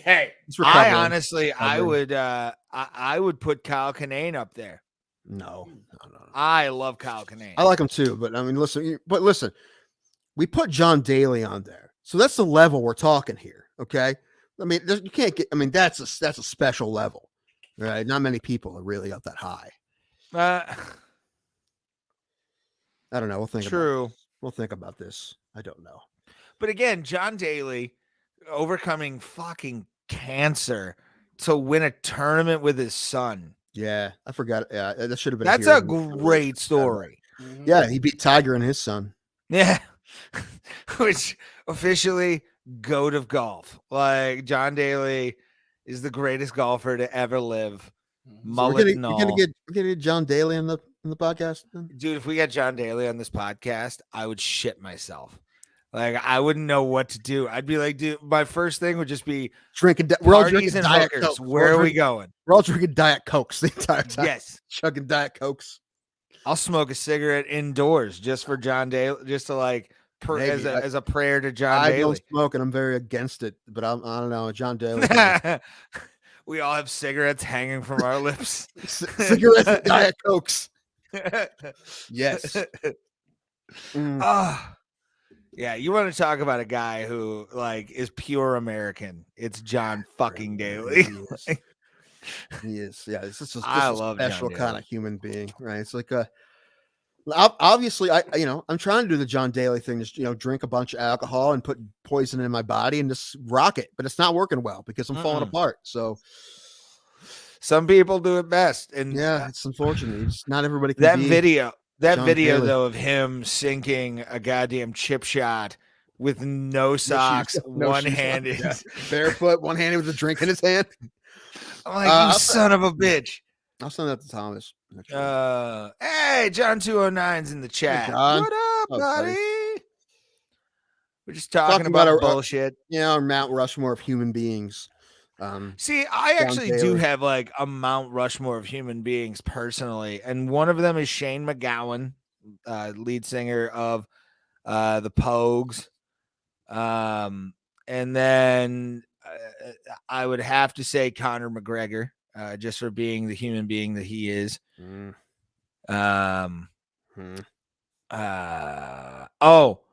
James Harrison, just for being the almighty badass that he's always been. Well, the Browns fans right there. Mario, I'll give him some credit for being a Kent State Golden Flash. Yes, one of the greatest Kent State Golden Flashes ever. John 209 loves John Daly as well. Wouldn't it be funny if John 209 was John Daly? Like, it could be. I would be surprised. Bored in his Winnebago, just like watching a halfway decent MMA show. I don't know if that's what we are, but we're something. I said halfway decent, not decent. Listen, I've been trying really hard to talk about fight stuff today, but there haven't been a lot of fights, and so no, there's not going to be any next week either. No, we forgot to talk about Chael Sonnen though when he beat up that dude. Oh yes, there's the video. Watch it. This is amazing. Just the pure majesty that is John. What did I send you, Ray? When you sent me this? I know, but what did I say?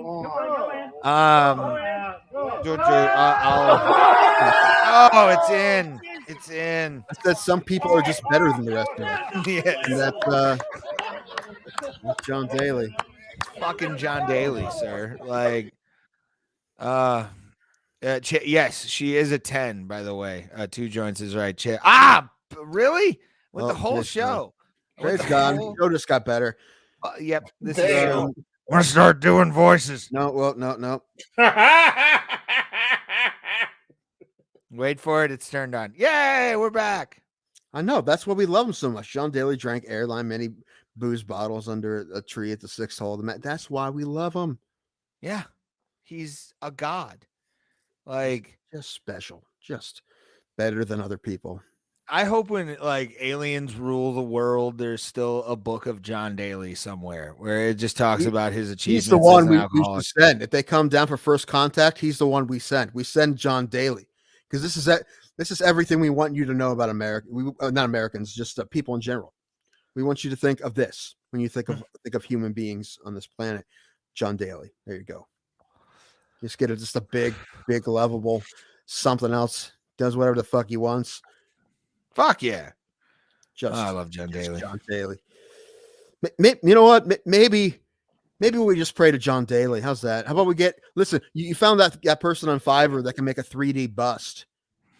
Yes. we have them make it one of John Daly that we pray to. No, 3. We do 3 of them, and they're all over our shoulders at all times while we're doing the podcast. Just the spirit of John Daly coming through us. They're pictures, so we would need like to print them out because it's 3D. Is what that meant. Yes, well, I know that, but that we all get one and put it as our like we touch it for good luck. If we put like sports bets, we just we pray to John Daly and put our hands on it. Maybe I would pay for it to cry tears. To be honest with you, like tears of blood, I would do it. And maybe that may be our go full evangelist with it. I don't give a fuck. The Church of John Daly. I like it. Yes. So we have officially found our cult. Yeah, yes, it is. Cult of John Daly. Yeah, it's a John Daly cult. Yeah, we live on a golf course and we just drink Diet Cokes and bourbon and smoke cigarettes and just party. Wear really loud outfits on the golf course. I love how the sun looks just like him. Like my chameleon shirt that I have, my button-up chameleon shirt I got from Old Navy. That thing is less loud than anything John Daly has worn in his life. And I love him for it. Smoking on some Cashmere OG. Nice out in California. You lucky fuck. You can buy that while your cities burn. It's a good time. Oh. I'm just saying. OJ rules, by the way. Did you guys see OJ talk about Antonio Brown? No, but no, Antonio Brown might be on our Mount Rushmore now. Yeah. From that move. So he got Hero of the Week. All right, Antonio Brown, Hero of the Week. But I love OJ was just like, you can't do that. That's disrespectful. I'm like, disrespectful. I know. That's disrespectful. Well, you know what? Say it well about OJ. He never quit on his team, did he? No, he never quit on Buffalo. Current chameleon. A bro plata. That again, I think comma worthy. His nickname should have been comma chameleon worthy. Yes, but whatever. No, he should come out to comma chameleon as like a walkout. He has a fight coming up in Pittsburgh. I think he got cut, right? So I don't know. He has a fight coming up. I'd be down to go see him. I can't leave the house, Ray. Mm-hmm. I didn't mention you in that whole thing. You should have. However, Alan can't go to the fights in Columbus because he's going to see Trolls with his daughter that same night. So we got to call in a bomb threat to the Schottenstein. Oh God! Don't say that. That's evidence. No, now this one happens, we're gonna come on. I'm not going to do it. But I'm still going. Like I'm definitely going. So I'm definitely gonna go to next that Friday. The tickets go on sale next because I'm not gonna miss my second chance, but first chance to remember seeing Jan Blachowicz. I guarantee you won't remember this time either. You're gonna be hammered. No, I'm gonna try and be a good boy, but depending on where we're if we have to Uber, then probably. I mean the gates are pretty much open. Hey, another cell has been completely opened up on this podcast in the comments section. Another one? We got another one? Yeah, another weird. This is some kind of revolutionary language. I don't know. What if they're sending messages to each other via this podcast? You know what? I wouldn't doubt it. To be honest, we send out code words via shitty MMA show in Cleveland, Ohio. That's how we do it. Maybe no one would expect it. There's Thomas's ass. Hey, Thomas's ass. What's that? Uh-oh. Oh man. Calm down, Sting. Oh man. Good times, everybody. What else? Because I don't know, let me look at more fun. Oh, the Jake Paul thing was kind of funny. Where did I have that video somewhere? Possibly. I don't know about you guys, but living with AIDS was much less scarier than COVID. Jesus Christ, 2 joints. Remind me never to share one with you. I gotta say, my lips always get chapped. You can't get AIDS breathing on somebody. According to Anthony Fauci in the 80s, you could. But There's that. But this video is gonna get taken off now because we went after Anthony Fauci. That would be so funny. No, I would be pissed at you. That would be so funny. That would be I'd hilarious. be pissed at you. Oh, would be great. Then we truly move to Rumble, and we get the audience we need. Thomas, I sent you a link.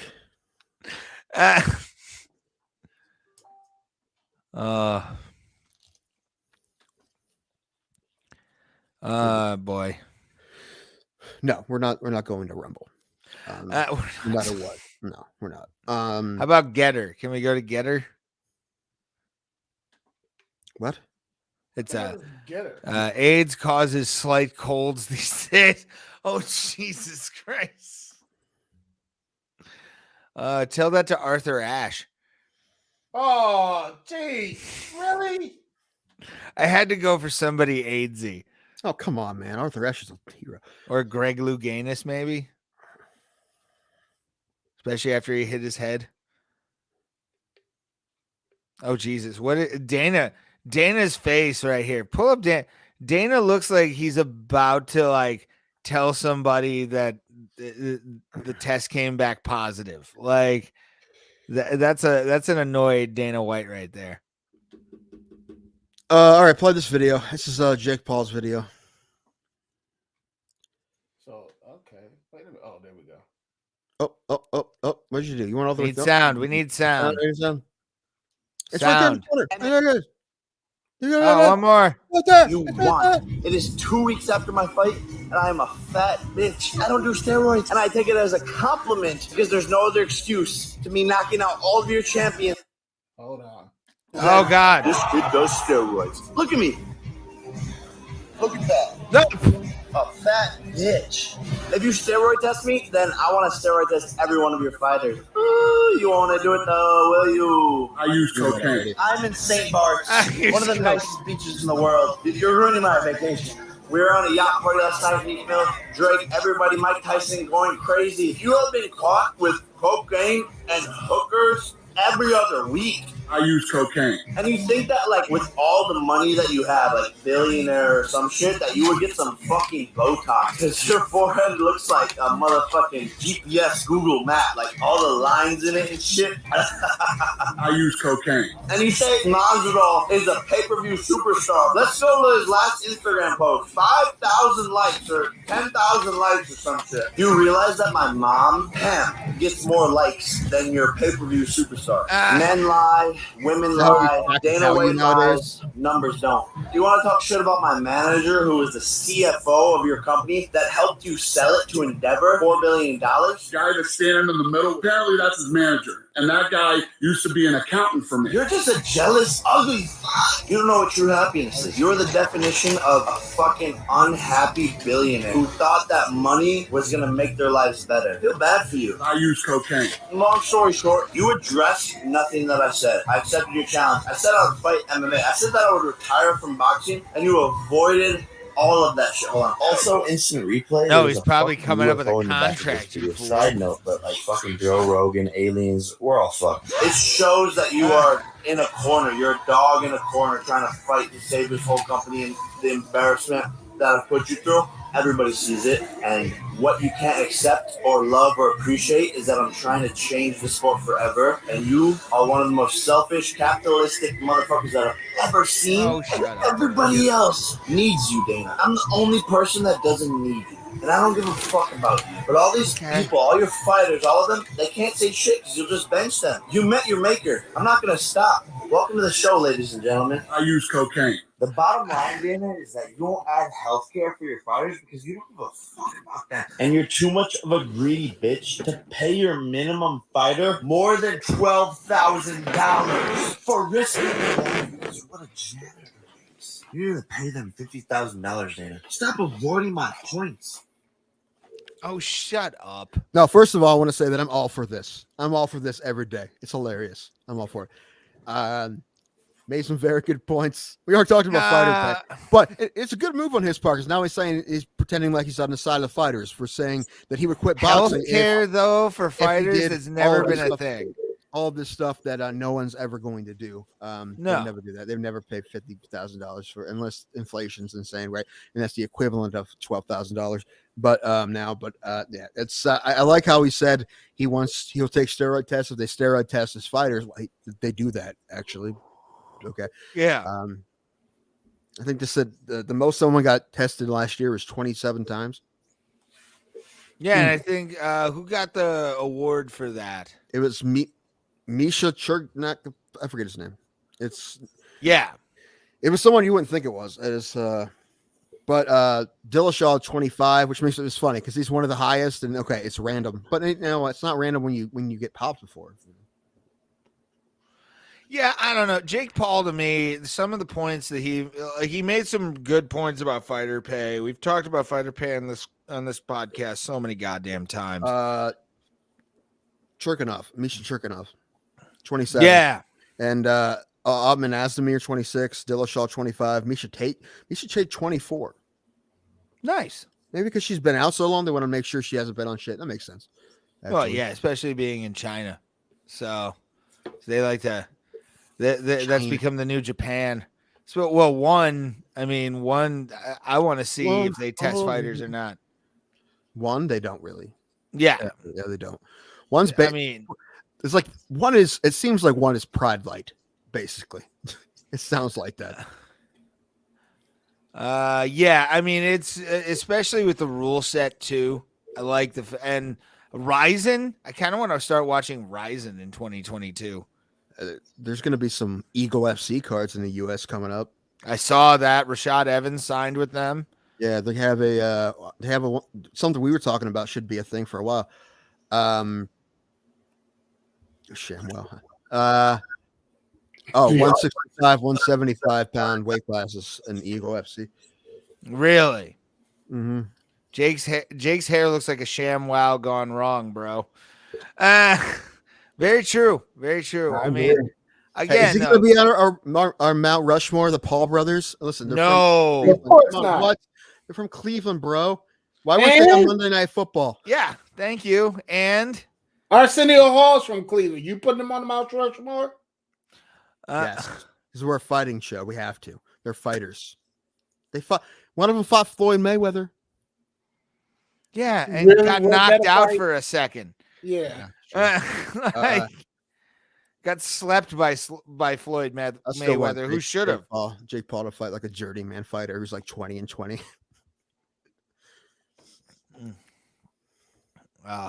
Good times.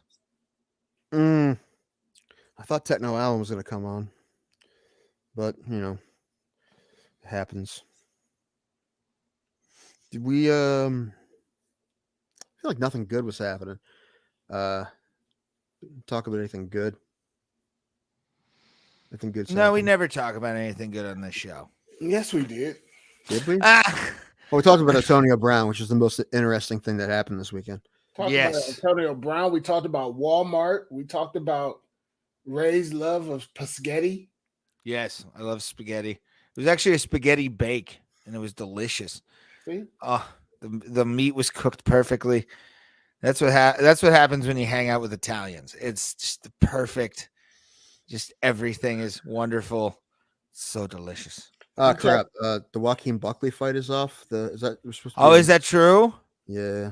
Joaquin Buckley, one of my favorite fighters of 2020. Yeah, and Al Hassan. That was going to be a great fight. That was going to be a good fight. Yeah, it's not happening. Yeah, what else we got?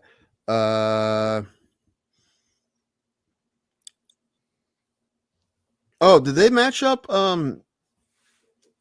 Rose and Esparza? Are they doing that? I don't know if they have yet. But that would be an amazing fight right now. I don't know. Oh, what is this? I don't know. When's Cowboy fighting Pimblett? Actually, I understand what they're doing in that fight. It makes sense because it's going to be Cowboy's last fight, and they want to make a star out of this kid, so have him be Cowboy. See. Here's the thing: Cowboy being a kickboxer and Patty being just the animal that he is. He plays counter. Does Cowboy? He wins that fight. Pizza. It's true. Cowboy? I don't think it's going to happen. I don't think it's. I think Cowboy could win that fight. I like to see him win a fight, but I think he's been out of steam. When he get knocked out by Alex Moreno, which I like Alex Moreno, he's been on a roll, but he hasn't really knocked too many people out. He's been out of steam for a while, which is impossible. Which, listen, this is me pulling a Ray, pushing him out the door. But no, I'm actually on the side of Cowboy here. I want Cowboy to win this fight. No, I don't want him to win. I want him to win, but I don't know. I think it would have been cooler if that Sanchez fight would have been great. That would have been a perfect fight. Yes. Him and Matt Brown again, maybe. I wonder, are they trying to put Matt Brown on the Columbus card? They better. I mean, I hope. Right. You'd assume so. Yeah. Maybe, I mean, he was supposed to fight Barberena, but that fell through. Yeah, I don't know. I'm just excited for that card in general, that Columbus card, because I know, one, I'll be able to be a total degenerate for a couple days. Once I hit Columbus and I'm gonna what? You're a degenerate every day. No, actually, I'm a nice guy 60% of the time.